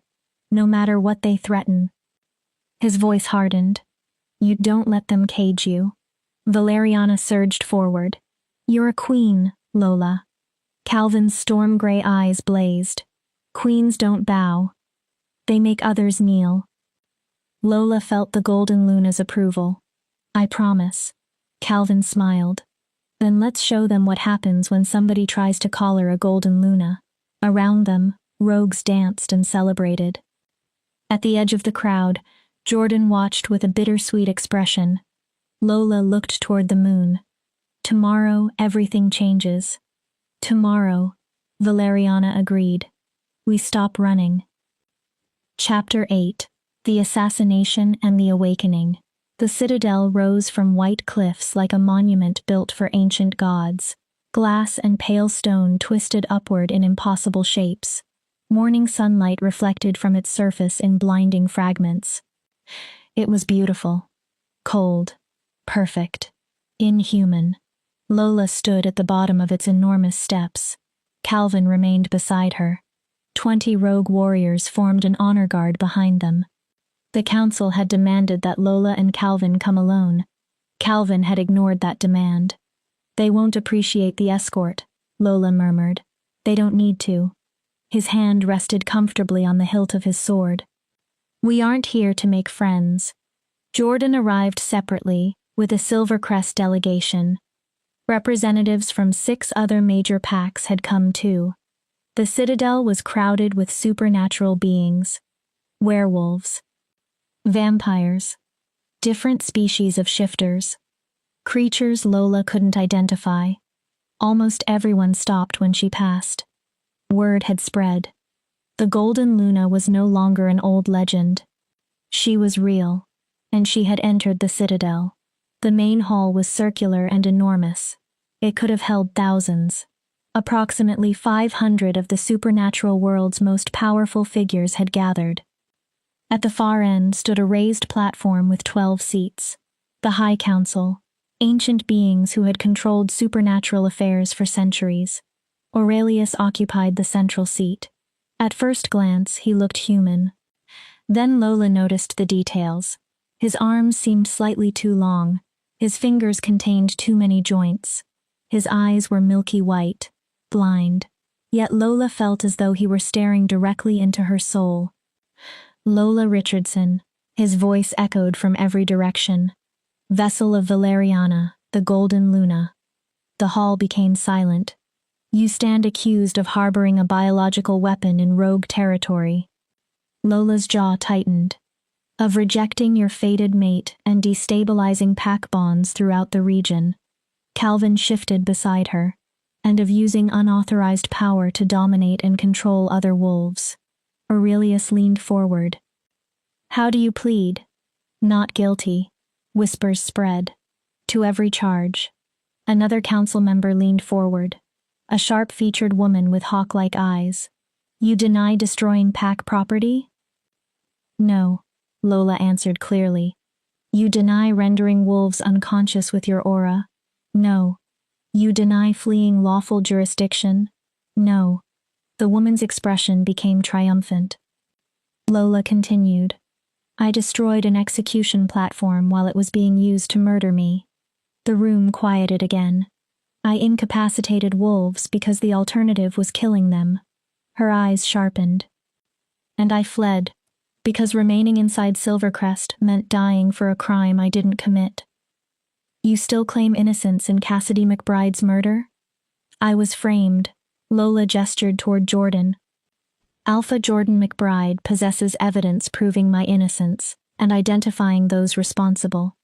She looked directly at the council. "Perhaps somebody should have investigated that before summoning me here as a criminal." Jordan stepped forward and bowed. "With the council's permission, I would like to submit evidence." Aurelius moved one unnatural hand. "Proceed." For the next 20 minutes, Jordan presented everything. Miriam's journals. Descriptions of the suppression spells. Records from the Wolfsbane supplier. Blood analysis. Witness statements from Silvercrest wolves who'd observed Miriam and Roseanne conspiring. By the time Jordan finished, even members of the High Council looked uncomfortable. "This is troubling," Aurelius admitted. "If verified, it indicates Alpha Jordan's pack participated in systematic abuse and the attempted murder of a Golden Luna." Jordan stepped forward. "It's true." His voice was firm. "I accept responsibility as the Alpha who allowed it." He looked toward Lola, but Lola Richardson was the victim. Jordan's gaze returned to the council. "Not the criminal.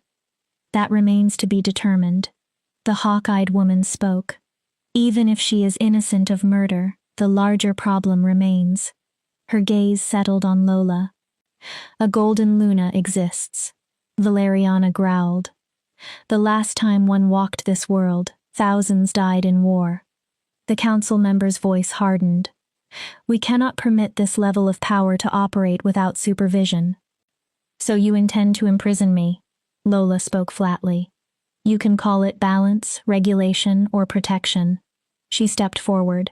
But you're afraid of what I represent. We are concerned with stability, Aurelius corrected.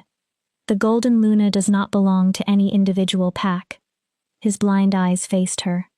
She is a heritage asset. Valeriana surged forward. Lola's eyes flashed gold. I am not an asset. Wolves throughout the chamber began lowering their heads. I'm a person. Lola's power spread. And I will not be treated like property. The temperature seemed to drop. Even experienced alphas whimpered as their necks bent involuntarily. Control yourself, Aurelius sounded commanding, but Lola heard fear beneath it. Calvin stepped closer. His hand rested on her shoulder. The touch traveled through their new bond, grounding, steady. Lola pulled Valeriana back. Then Calvin faced the council. You've forgotten an important legal detail. The room watched him. Lola Richardson is no longer unbonded. Whispers erupted. 2 days ago, she entered a formal political bond with me. He looked toward Jordan. With authorization and witness from Alpha Jordan McBride. The hall exploded. A rogue? Impossible. That bond isn't legitimate. Calvin calmly removed documents. The paperwork is complete. He held them out. Signed, sealed, registered with the supernatural registry. Aurelius seized the documents with unnatural speed. His blind eyes somehow moved across the pages. His expression darkened. Calvin smiled. Lola Richardson is legally bonded to me. He looked at the 12 council members. Attempting to force her into any alternative pairing violates your own law. Aurelius's fingers tightened. This arrangement is technically legal. Calvin raised an eyebrow. But highly irregular. Irregular. Calvin nodded. And binding. He moved beside Lola. So unless the High Council intends to invalidate its own legal system, Lola remains in my territory. His voice lowered. Under my protection. The hawk-eyed councilwoman rose. This is unacceptable. Her anger broke through her control. A Golden Luna cannot remain with rogues. The destabilization you're worried about is your problem, Lola interrupted. You want stability? She looked around the room. Stop exiling wolves for minor crimes. A murmur spread. Stop forcing mate bonds for political advantage. More voices. Stop treating power like something that must be controlled by the same families forever. Her eyes glowed. I didn't ask to become a Golden Luna. She let the silence hold. But now that I am one, I'm going to protect people like me. Her gaze swept the council. The rejected, the powerless, the wolves your perfect system crushes beneath it. You dare threaten this council? Lola looked at Aurelius. I'm not threatening you. Her voice became quiet. I'm making a promise. Leave us alone. Valeriana pushed closer. Let the rogues live in peace. Lola's eyes burned. Or discover why Golden Lunas once ended wars. The hall became completely silent. Finally, Aurelius spoke. You are dismissed. Lola waited. All of you. His voice sounded like stone grinding against stone. The council will deliberate. He looked toward the setting sun visible through the high windows. You will receive our decision by sunset. They were escorted to luxurious rooms inside the citadel. The comfort didn't fool Calvin. A beautiful cage is still a cage. He posted rogue guards outside every entrance. Hours passed. Lola stood beside a window. The sun moved slowly across the sky. They'll rule against us. Calvin sat in the corner sharpening his sword. Probably. Lola turned. If everything goes wrong. Calvin looked up. If they attack us, you take the rogues and run. His expression immediately hardened. I can hold them long enough. No. Calvin. I said no. He placed the sword aside and crossed the room. We chose this bond. His eyes fixed on hers. Fate didn't force us. He touched the scar on his palm. We did. Lola's throat tightened.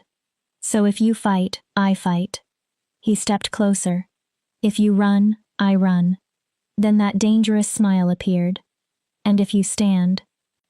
His hand touched hers. I stand beside you. Before Lola could answer, the door slammed open. Juan staggered inside. Blood ran from a deep cut across his forehead. They're attacking our people. Calvin's entire expression went cold. What? The council sent enforcers into the courtyard. Juan fought for breath. 50 of them. Calvin seized his sword. We only have 20 warriors. Juan shook his head. They aren't arresting anyone. His face twisted. They're killing them. Then we finish this. Calvin looked at Lola. Can you fight? Try stopping me. They ran. The immaculate white corridors were already stained with blood. Bodies lay across the floor. Rogues. Enforcers. They followed the sounds of battle. The courtyard was chaos. Council enforcers wore heavy armor. Their movements were coordinated. Their weapons silver. The rogues had been surrounded and denied escape. Thomas fought like a berserker. 3 enforcers fell around him, but blood poured from wounds all over his body. Other rogues were falling. Enough. Calvin's roar struck the battlefield. His command staggered several enforcers. Their leader turned, a scarred brute with silver bands wrapped around one arm. The Rogue King. He smiled. The council sends its regards. 10 enforcers moved toward Calvin. Calvin met them. His sword became a blur. He parried, turned, struck, moved through the attackers with brutal precision. He fought like water, smoke, death. But there were too many. Lola prepared to shift. Valeriana surged forward. Then Calvin's voice entered her mind through their political bond. No. Lola froze. If you transform here, your full power will kill ours too. The courtyard was too confined. Then what do I do? Lola started toward him. A blade burst through Calvin's chest. Time stopped. The enforcer behind him had waited until Calvin was distracted. A silver sword had entered through his back and emerged from his chest. The attacker twisted it. Calvin's sword fell. He dropped to his knees. Blood poured from the wound. No! Lola ran. Everything seemed to slow. She was too far away. The enforcer lifted the blade for another strike. Calvin looked toward Lola. Storm gray eyes met hers. His voice reached her through their bond. I don't regret it. Blood filled his mouth. Any of it. The weapon fell. Something inside Lola broke. Not like glass. Like a dam. Like chains finally snapping. Power detonated around her. The shockwave threw every person in the courtyard backward 20 feet. Stone cracked. Windows shattered. Golden light filled the air. Lola didn't transform. She didn't need to. Her eyes became pure gold. Her hair lifted around her as though caught in a storm. Both hands glowed like captured stars. She reached toward Calvin. Golden light flowed into his collapsed body. The wound responded. But healing wasn't enough. Something older awakened. Something forbidden. Valeriana took control. Golden Luna blood is legend. Lola bit deeply into her own wrist. Blood flowed. Then let's create a new legend. She pressed her bleeding wrist against Calvin's mouth. Drink. The command was absolute. Calvin's eyes fluttered open. Instinct took over. He drank. The effect was immediate. The hole through his chest closed, flesh sealed. No scar remained. Then his eyes changed. Silver spread through the storm gray.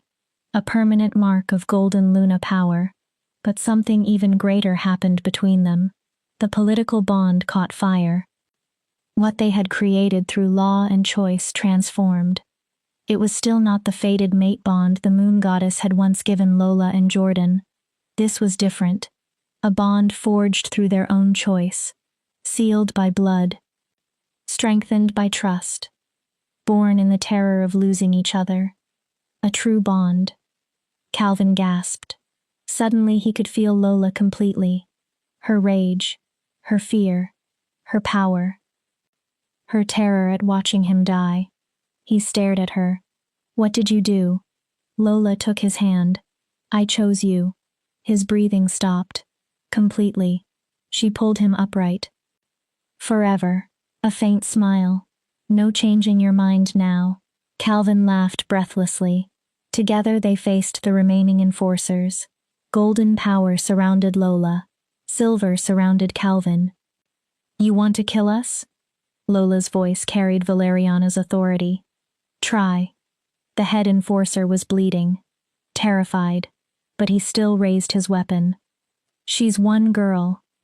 He shouted toward his soldiers. Attack! Lola lifted one hand. Every enforcer in the courtyard dropped to their knees. Their throats exposed themselves involuntarily. None could resist the Golden Luna's full command. You will return to the council. No one moved. You will tell them the dark forest is under my protection. Her power intensified. You will tell them that any attack on my people is an attack on me. The enforcer trembled. And you will tell them one more thing. Lola smiled. It looked remarkably like Calvin's dangerous grin. If they send assassins again. The courtyard grew silent. I will come back to this citadel. Her eyes burned. And I will burn it to the ground. You can't threaten the council. Lola tilted her head. I'm not threatening them. Her smile remained. I'm promising. The surviving enforcers fled. Only when the last disappeared did Lola turn toward Calvin. Her hands began shaking as the adrenaline faded. Are you okay? I'm alive. He touched his chest. Because of you. There wasn't even a scar. Then Calvin looked at his hands. A faint silver glow surrounded them. What am I now? Lola stepped closer. Mine. Calvin's eyes lifted. If you'll have me. He laughed, then pulled her into a fierce kiss. The girl who had trembled at an execution block was gone. This was a queen claiming the man she'd chosen as her king. When they separated, the surviving rogues cheered. Juan stood nearby, bloodied and bruised but alive. He grinned. Does this mean we finally get to burn down the council? Eventually, Calvin promised. Then he looked toward Lola. But first, we go home. They left the citadel carrying their wounded. Their heads remained high. The Golden Luna would not be caged. And anyone who tried would discover why legends inspired fear. Chapter 9. The Golden Rain. The council's official response arrived 3 days later. It wasn't the war Calvin expected. That made it more dangerous. The decree carried all 12 council seals. The dark forest would be recognized as an autonomous zone, under observation. In other words, the council was leaving them alone. Temporarily. They were still watching. Waiting for Lola or Calvin to make a mistake. Waiting for an excuse. It's a trap. Juan read the decree for the 5th time. They sat inside Calvin's cabin, which everyone had begun calling the war room. A large table filled most of the space. Maps and reports covered it. They're giving us enough freedom to hang ourselves. Probably. Calvin stood beside a window. One hand unconsciously touched the place where the silver sword had entered his chest. The silver light inside his eyes had never faded. If anything, it had become stronger. But they're also giving us time. Lola stood over the map. Red marks represented packs loyal to the council. Blue identified neutral territories. Green marks had begun appearing everywhere. Those were packs secretly contacting the dark forest. Asking whether the rumors were true. Could the Golden Luna really stabilize rogues? Would exiles be accepted? We're getting requests. Lola looked up. 7 different packs have people asking for sanctuary. She read from the reports. Omegas who've been abused. Another page. Wolves exiled for loving somebody they weren't allowed to love. Another. Others punished for questioning an alpha's command. Lola looked toward Calvin. What do we tell them? Yes. Juan turned. Immediately? Immediately. Calvin didn't hesitate. That's the point of everything we're doing. His silver eyes sharpened. We build something better. Juan frowned. We barely have enough resources for 300. He gestured toward the maps. What happens if 3,000 arrive? Another report. Or 10,000? We expand. Calvin turned from the window. We stop hiding among trees like criminals. He approached the table. We build a real kingdom. Lola stared at him. Agriculture. Calvin pointed toward open land on the map. Infrastructure. Another location. Trade. He looked at both of them. Everything the council claims rogues are too damaged to accomplish. That will provoke them. Lola knew it immediately. Good. Calvin put both hands on the table. For 10 years I've been defending. His voice hardened. I rescued rogues individually, kept them stable enough to survive another day. He looked around the rough cabin, but surviving isn't living. A dangerous purpose entered his eyes. It's time to build something worth fighting for. Over the next 3 months, the dark forest changed. Housing came first. The crude cabins were repaired, expanded, and reinforced. Carpenters, stonemasons, builders, craftsmen. Many had been exiled for minor offenses. Now Calvin gave them materials and permission to build. A proper infirmary followed. Its leader surprised Lola, Ruth Conrad. The Silvercrest healer arrived one night with tears on her cheeks and an apology prepared.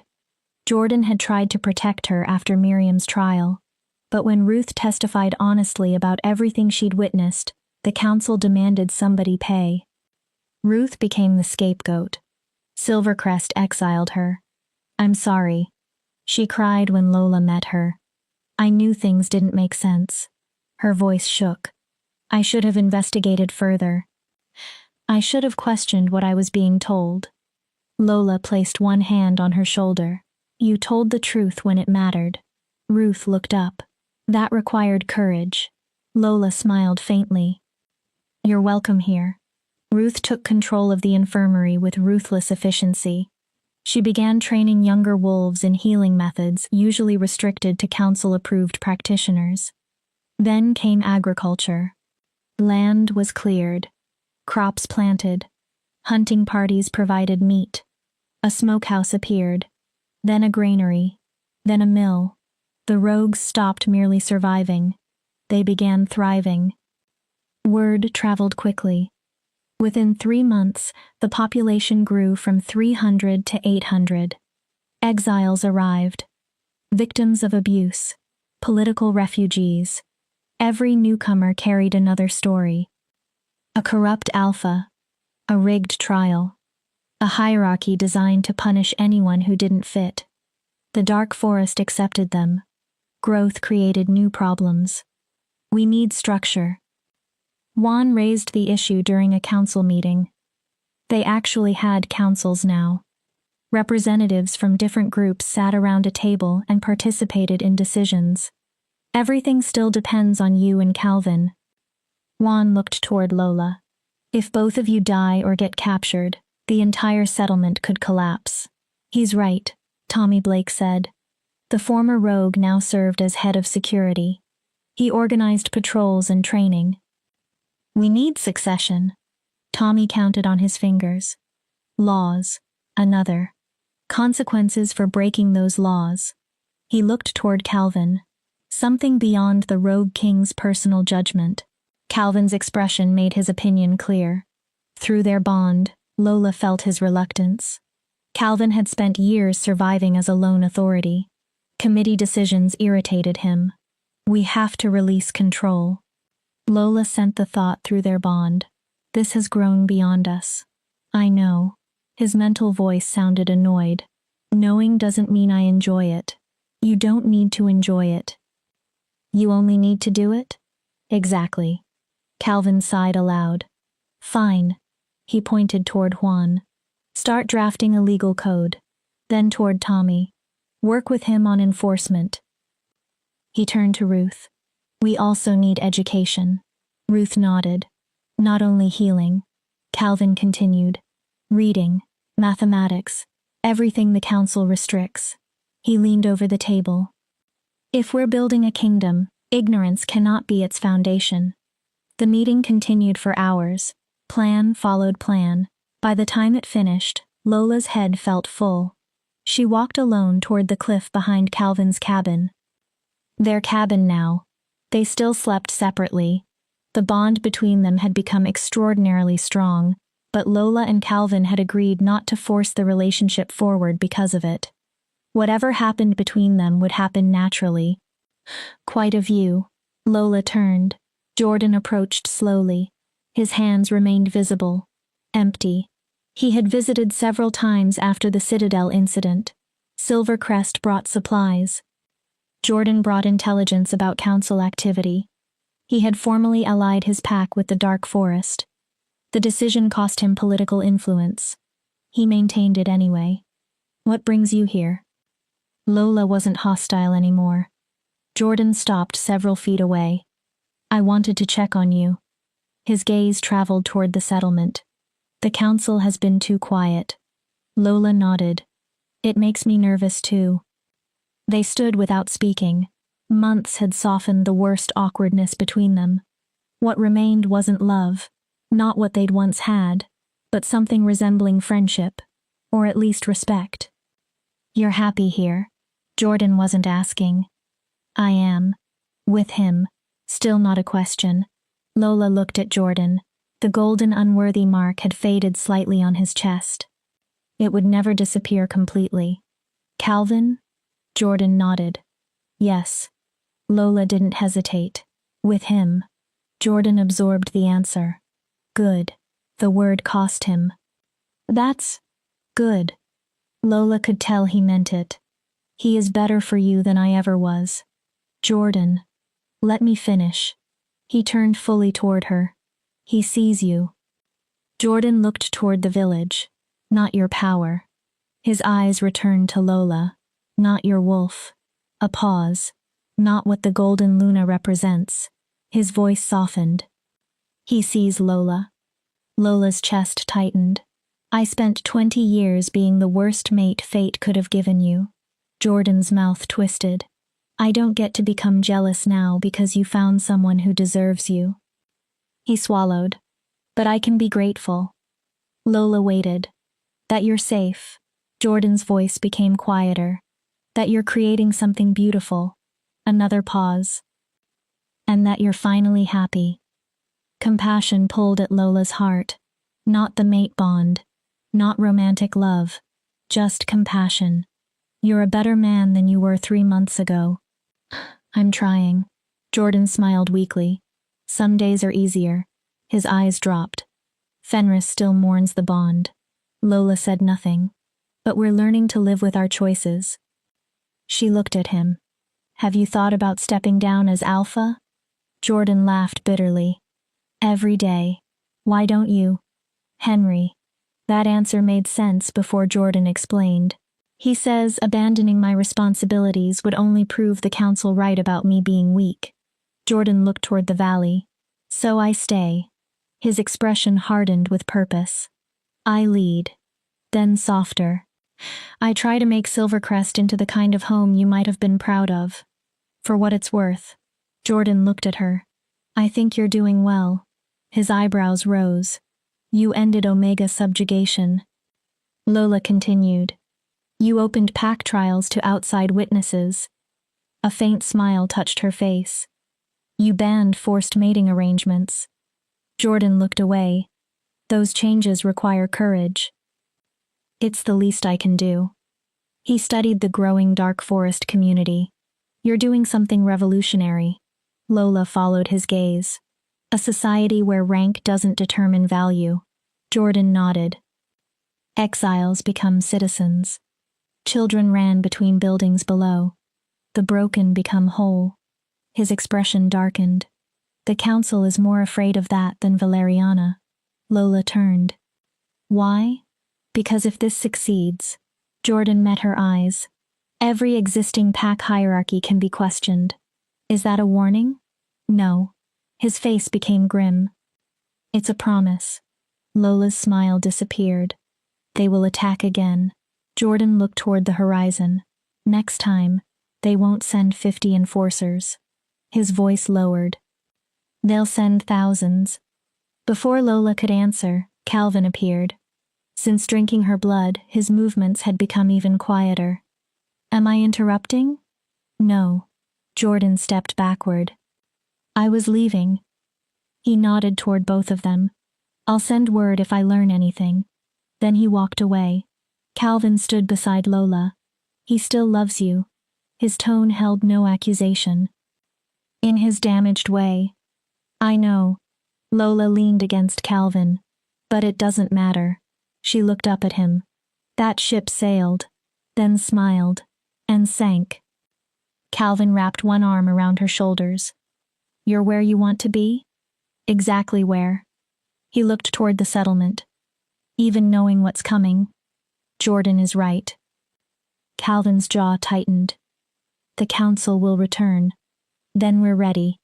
Lola pointed below. We have 800 fighters now. Calvin listened. More arrive every week. She counted. Ruth trains healers. Tommy trains warriors. Juan manages supply routes. Lola looked at him. We're not just refugees anymore. Calvin smiled slightly. No. We're becoming an army. An army requires a general. It does. Lola grinned. A rogue king and a golden Luna. Calvin laughed.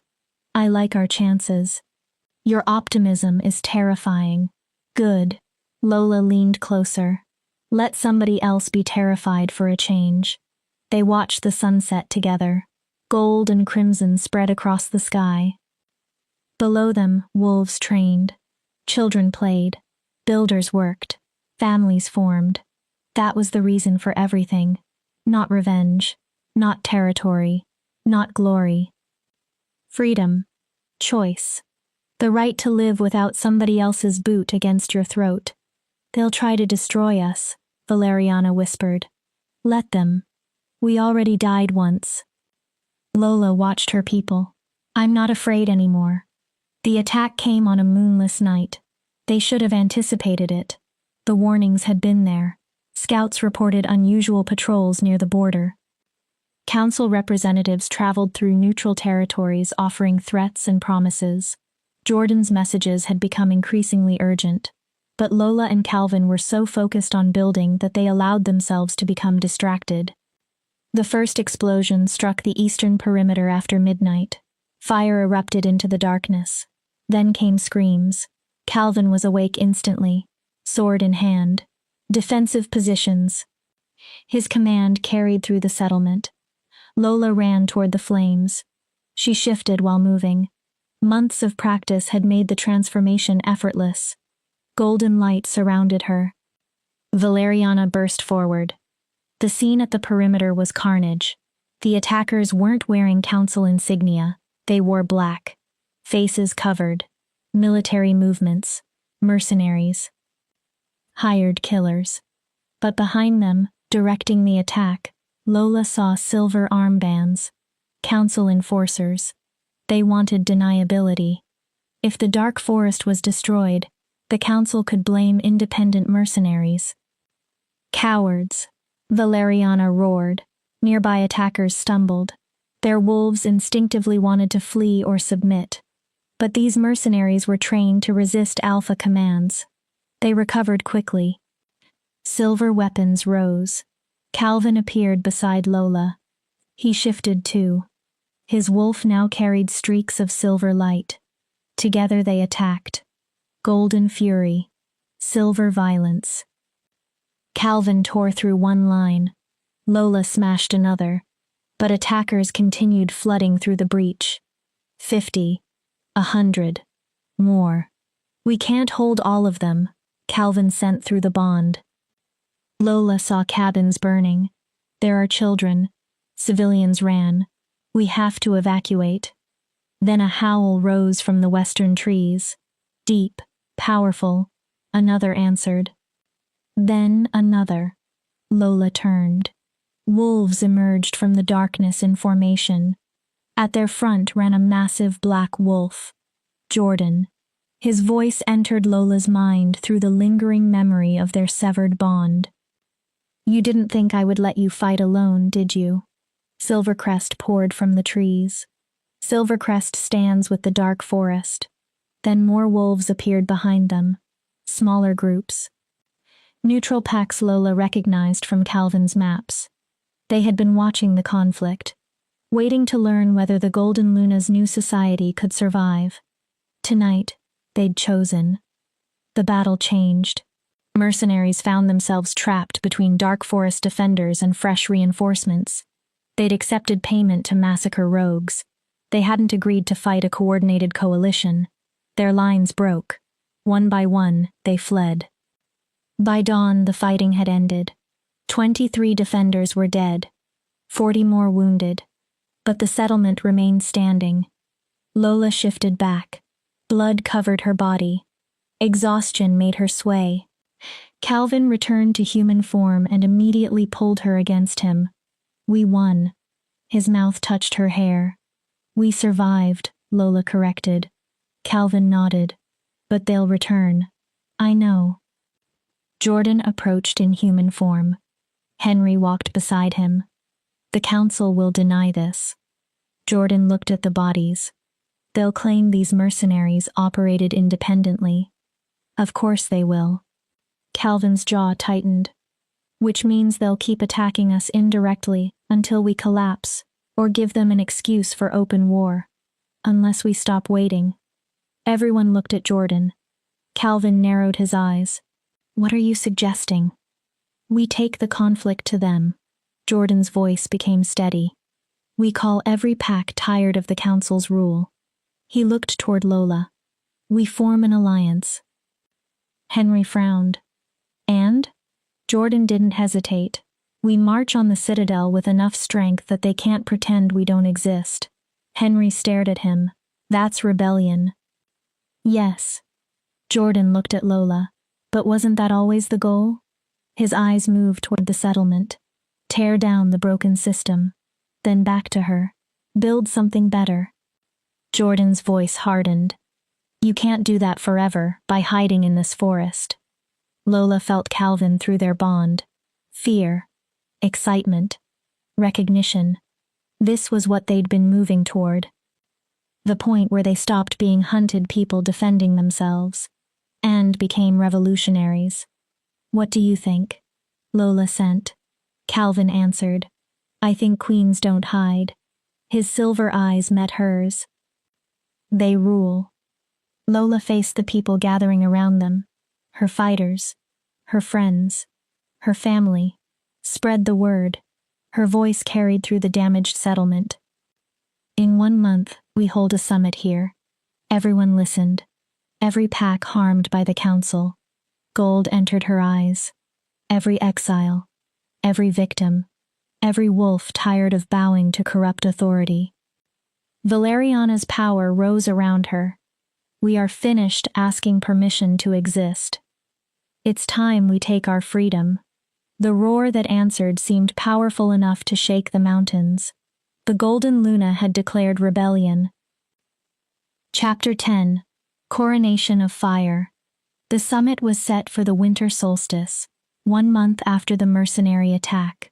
During that month, the dark forest changed again. What had begun as a refuge for a few hundred rogues became a rallying point. A physical symbol of an idea that had existed quietly for generations. What if wolves could choose their leaders? What if authority protected people instead of controlling them? What if rank did not determine worth? They came in groups. Small border packs tired of paying tribute to distant alphas who offered nothing in return. Omega communities that had formed after escaping abusive hierarchies. Individual wolves exiled for disrespecting authority, questioning traditions, refusing unjust orders. By the winter solstice, more than 3,000 wolves had gathered in and around the dark forest. 3,000 voices asking for change. The council responded exactly as expected. The summit was declared illegal. Anyone attending would be considered in violation of supernatural law. The council threatened sanctions, exile, even execution. Nobody left. On the night of the solstice, an enormous bonfire burned in the same valley where Lola had first encountered Tommy and the other rogues. The location felt appropriate. This was where Lola had first learned that damaged things could heal, that exiles could become family. A raised platform had been constructed. Lola stood on it and looked across thousands of faces illuminated by fire. Every face represented another story, another loss, another reason to hope. Calvin stood beside her. His silver eyes never stopped scanning for threats. Jordan was there representing Silvercrest and the coalition of reform-minded packs. Juan, Tommy, Ruth. Others who had arrived as damaged exiles now stood as leaders. Beyond the wolves, Lola noticed unfamiliar observers, vampires, bear-shifters, several fae. The entire supernatural world was watching. "Ready?" Calvin whispered. Lola squeezed his hand. "No." He smiled. "But let's do it anyway." Lola stepped forward. 3,000 wolves fell silent. 6 months earlier, that much attention would have terrified her. She was no longer that girl.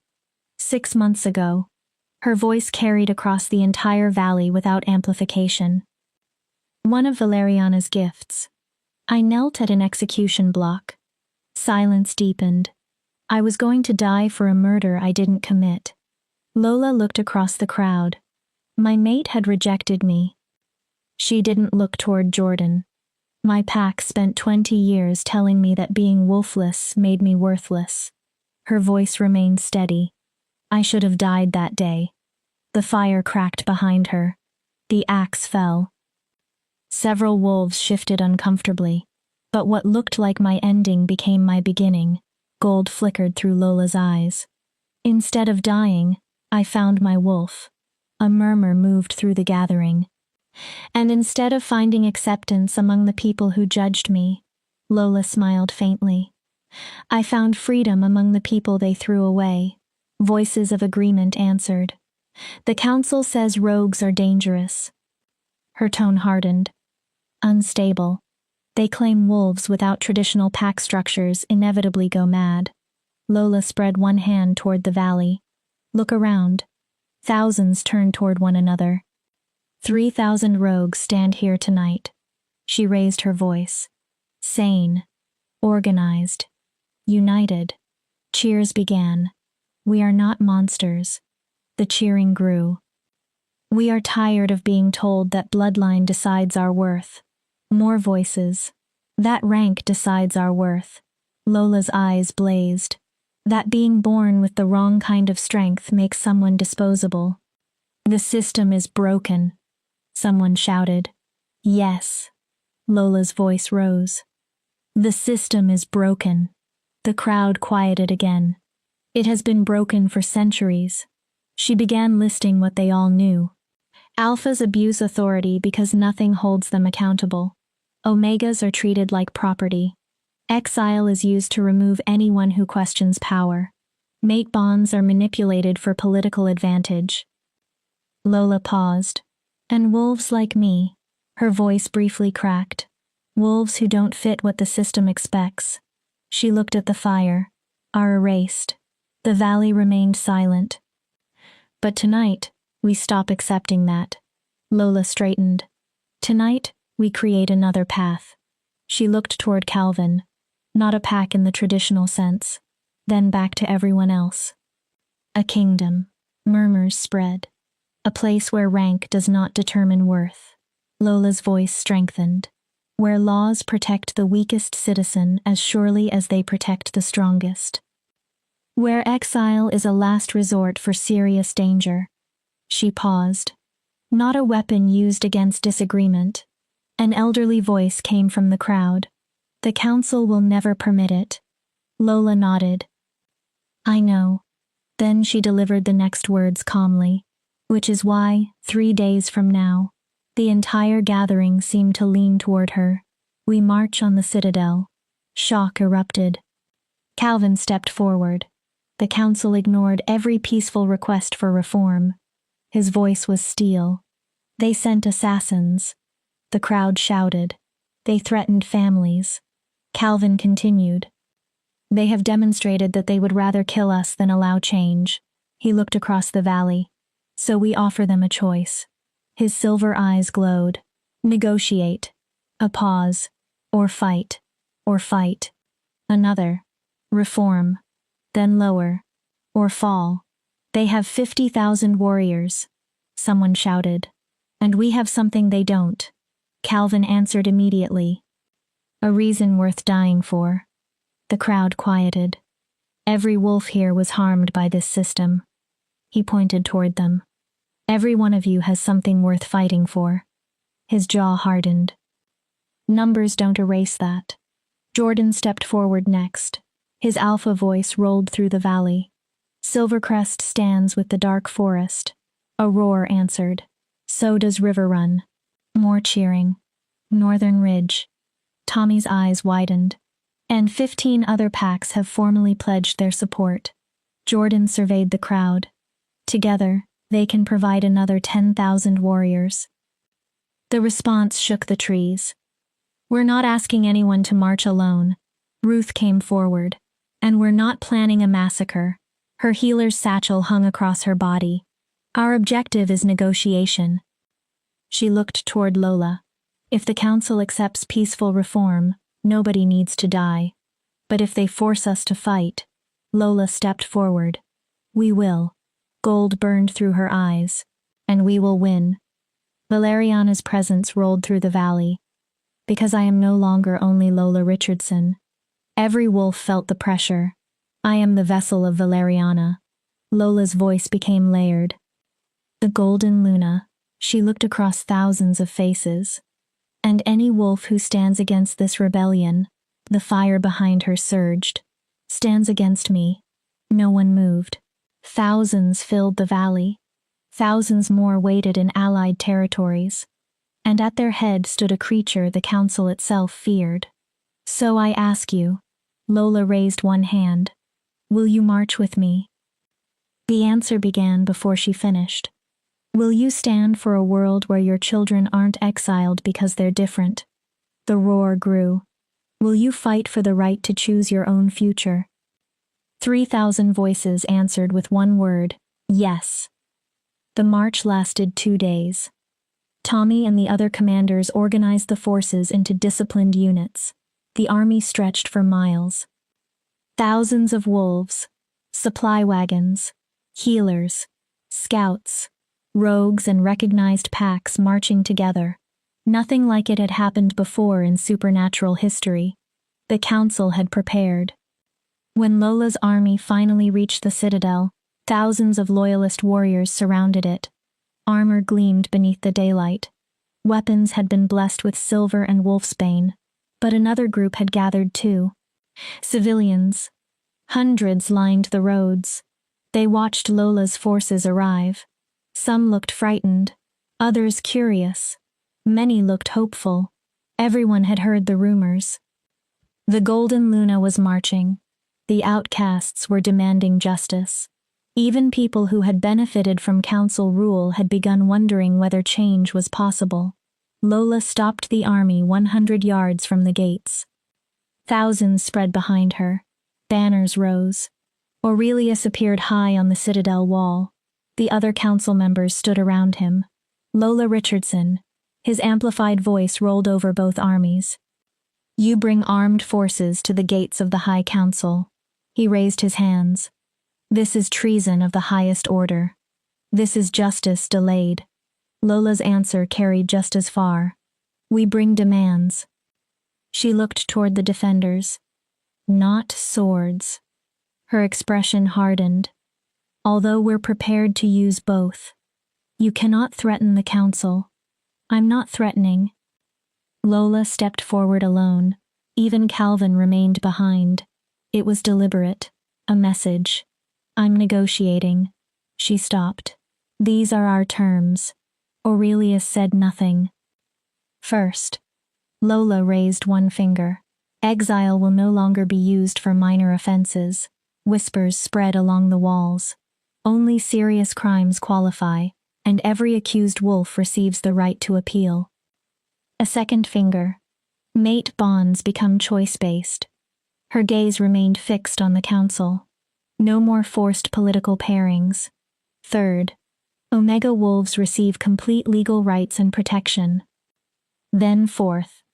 Pack alphas who abuse authority can be challenged and removed by their own people. Silence. Aurelius finally spoke. Those are not reforms. His voice sounded almost disbelieving. They would destroy everything we've built.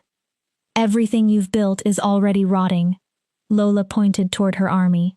3,000 wolves stand here because your system failed them.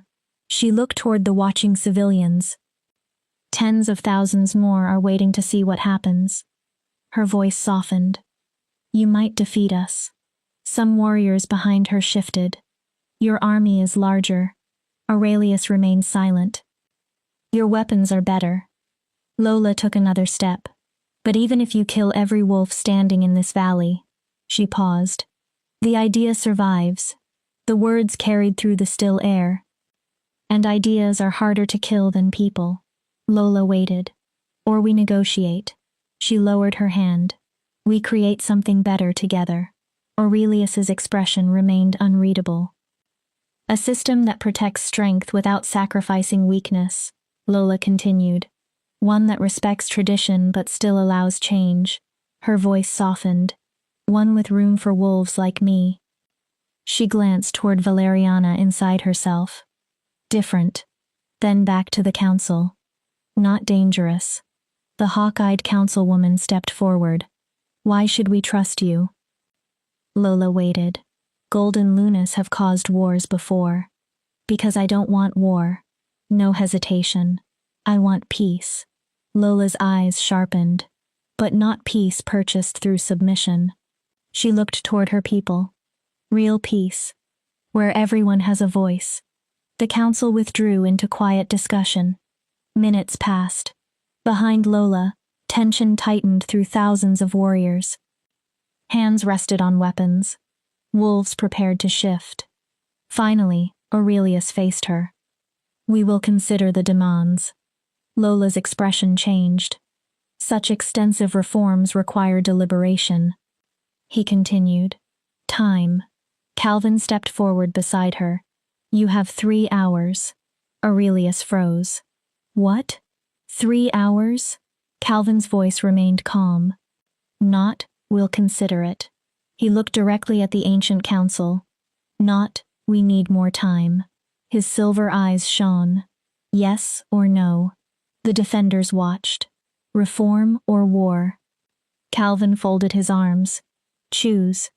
For the first time, the council looked genuinely shaken. They had ruled for centuries. Nobody gave them deadlines. But they could see the army. The watching civilians. The alliances. And Lola. A golden luna whose very existence challenged everything they believed about blood and power. 3 hours. Aurelius finally agreed. We will answer. The next 3 hours felt endless. Lola sat on a hillside overlooking both armies. Calvin sat beside her. Jordan joined them. Nobody spoke much. There wasn't much left to say. Either the council accepted reform, or thousands would die. No matter what happens. Jordan finally broke the silence. This was the right thing. Lola looked at him, standing against them. He nodded, demanding change. Even if we lose? Especially if we lose. Jordan gave a sad smile. People will remember somebody tried. He looked toward the army. And maybe next time, more people will stand. There won't be a next time. Calvin's voice was firm. Lola glanced at him. We're not losing. He looked offended by the possibility. I refuse to accept that outcome. Lola leaned against him. Through their bond, she felt his determination, his fear, his love, and absolute conviction. Whatever happens, she sent privately. I'm glad I met you. Don't talk like we're dying. Calvin's mental voice immediately answered. We're surviving this. His hand found hers. We're building our kingdom. Then she felt his humor. And we're going to live long enough to become unbearably smug about how right we were. Lola laughed. 3 hours ended. They returned to the field. Aurelius appeared on the walls. Every voice died. The council has reached a decision. Lola stopped breathing. Regarding your demands. The entire world seemed silent. We agree. For one heartbeat, nobody reacted. Then chaos erupted. The army cheered. Council warriors gasped. Civilians shouted. Silence! Aurelius's command forced order. We agree with conditions. Lola listened carefully. Implementation will take place over 5 years, Aurelius continued. A joint committee will supervise the transition. He looked toward Lola, half council representatives, then toward the coalition. Half representatives chosen by your alliance. Lola nodded slowly. And? Aurelius paused. The Dark Forest will receive recognition as an autonomous kingdom. Calvin's hand found Lola's. It will be governed by Calvin Benjamin and Lola Richardson. Tears filled Lola's eyes. Your territory will receive the same legal rights and responsibilities as recognized pack lands. They'd done it, without a battle. They had actually forced change. However, Lola's stomach tightened again. An autonomous kingdom requires formal recognition. Aurelius's blind eyes seemed to find hers, which requires a coronation. Murmurs began. If you demand to be recognized as royalty, he looked between Lola and Calvin. You must be crowned according to supernatural law. Aurelius raised one hand. Both of you. Calvin squeezed Lola's fingers. We accept. The coronation took place 3 days later. The valley of the summit had been transformed. Someone, probably Juan, had organized almost everything. An arch woven from silver and gold stood at the center. Torches lined every path. Flowers that shouldn't have bloomed during winter covered the valley. Thousands attended, their own people, allied packs, representatives from every major territory. Even several council members appeared, visibly uncomfortable but present. Diana Avila had spent 3 days creating Lola's dress. White silk shimmered gold whenever it caught light. The bodice fit closely. The skirt flowed around her. Lola left her hair unbound. Calvin wore black leather armor embroidered with silver. His dark hair was tied back. His scars remained visible. He looked like a warrior king from an old legend. They approached the arch hand in hand. Jordan waited there to conduct the ceremony. Emotion moved through his eyes. His voice remained steady. We gather to witness the creation of a new kingdom. He looked toward the crowd. A kingdom not born from conquest. His gaze moved toward Lola and Calvin. But from choice. Jordan continued. Not maintained by force. The people listened, but by the will of its citizens. Tommy stepped forward carrying a velvet pillow. 2 crowns rested on it. Calvin's was black iron mixed with silver. Sharp. Severe. Dangerous. Lola's was gold and moonstone. Delicate in appearance. Strong in construction. Jordan lifted Calvin's crown. Calvin Benjamin. Calvin stood straight. Do you swear to protect those who cannot protect themselves? I swear. To lead with wisdom rather than strength alone? I swear. To value every voice in your kingdom, from your strongest warrior to your smallest child? Calvin looked toward the people. I swear. Jordan placed the crown on his head. Then I name you king of the Eclipse Kingdom. A murmur of wonder spread. where darkness and light meet as equals. Jordan turned toward Lola. Her heart thundered. Lola Richardson. Jordan lifted the golden crown. Do you swear to use your power for protection rather than domination? I swear. To remember where you began, no matter how high you rise. I swear. His voice softened. To ensure that the broken never again believe they are alone. Lola's eyes filled with tears. I swear. Jordan carefully placed the crown upon her head. His hands trembled. Then I name you Queen of the Eclipse Kingdom. Jordan stepped backward. May your reign be just. Lola looked toward her people. May your kingdom flourish. Jordan's voice almost broke. And may you never forget the girl who once knelt at an execution block. Their eyes met, and chose to rise. The valley exploded in cheers. Howls echoed through the mountains. Calvin turned toward Lola. Silver eyes bright. How does it feel to be a queen? Terrifying. Lola laughed. You? Exactly the same. She smiled. Good thing we're doing it together. Calvin pulled her close. He kissed her. Not tentatively, not cautiously. It was a declaration, a promise. When they separated, the crowd had completely lost control. Howling, cheering, laughing. We did it, Valeriana whispered. For once, even the ancient wolf sounded amazed. We actually did it. Lola looked across the kingdom. Yes, the girl they tried to kill had become the queen they were forced to recognize. That night, while celebration filled the valley, Lola and Calvin slipped away. They walked to the cliff behind their cabin.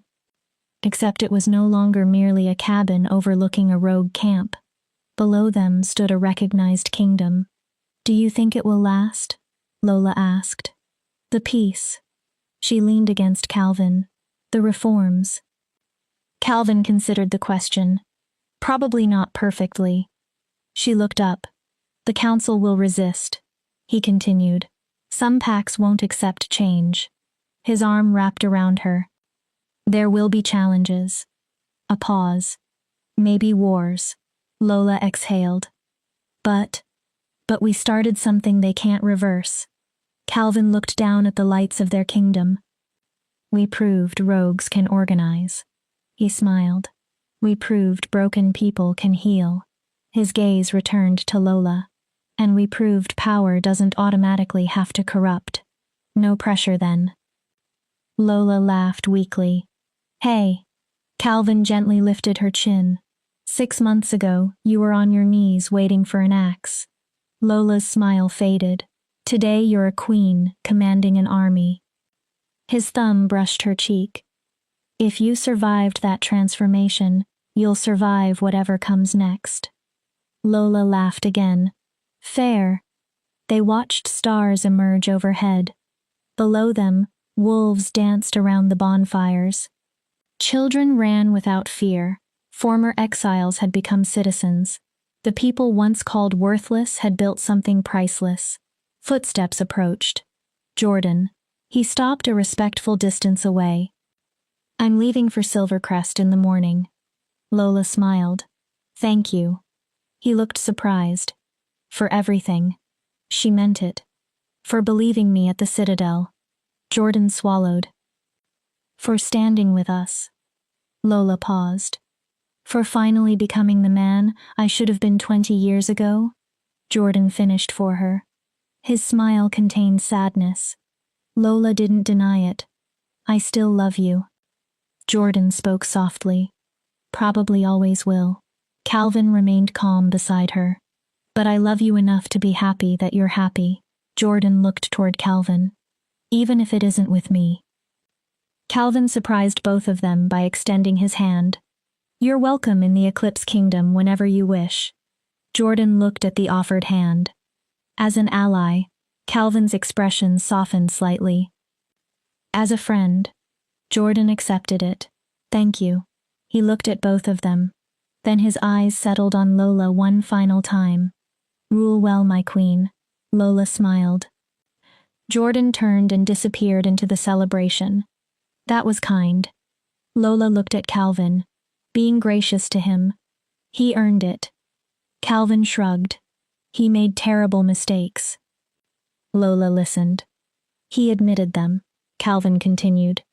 And he helped repair what he could. His eyes returned to hers. That's as much as anyone can ask. Lola turned fully inside his arms. She looked at the man who had become her partner, her king, her choice. I love you. Calvin froze. They'd spent months circling around those words. Their bond made the emotion obvious. But hearing it spoken was different. I love you too. His voice was almost a whisper. My queen. He leaned closer. My partner. His forehead touched hers. My choice. They kissed beneath the stars while their people celebrated below. Two damaged people had found wholeness together. Exile had become a kingdom. The golden Luna had awakened on an execution platform. Now she wore a crown, and her reign was only beginning. Epilogue. 3 years later, the cry of a newborn baby echoed through the palace of the Eclipse Kingdom. Lola held her daughter against her chest. Tiny. Perfect. Golden wisps of hair already seemed to shimmer beneath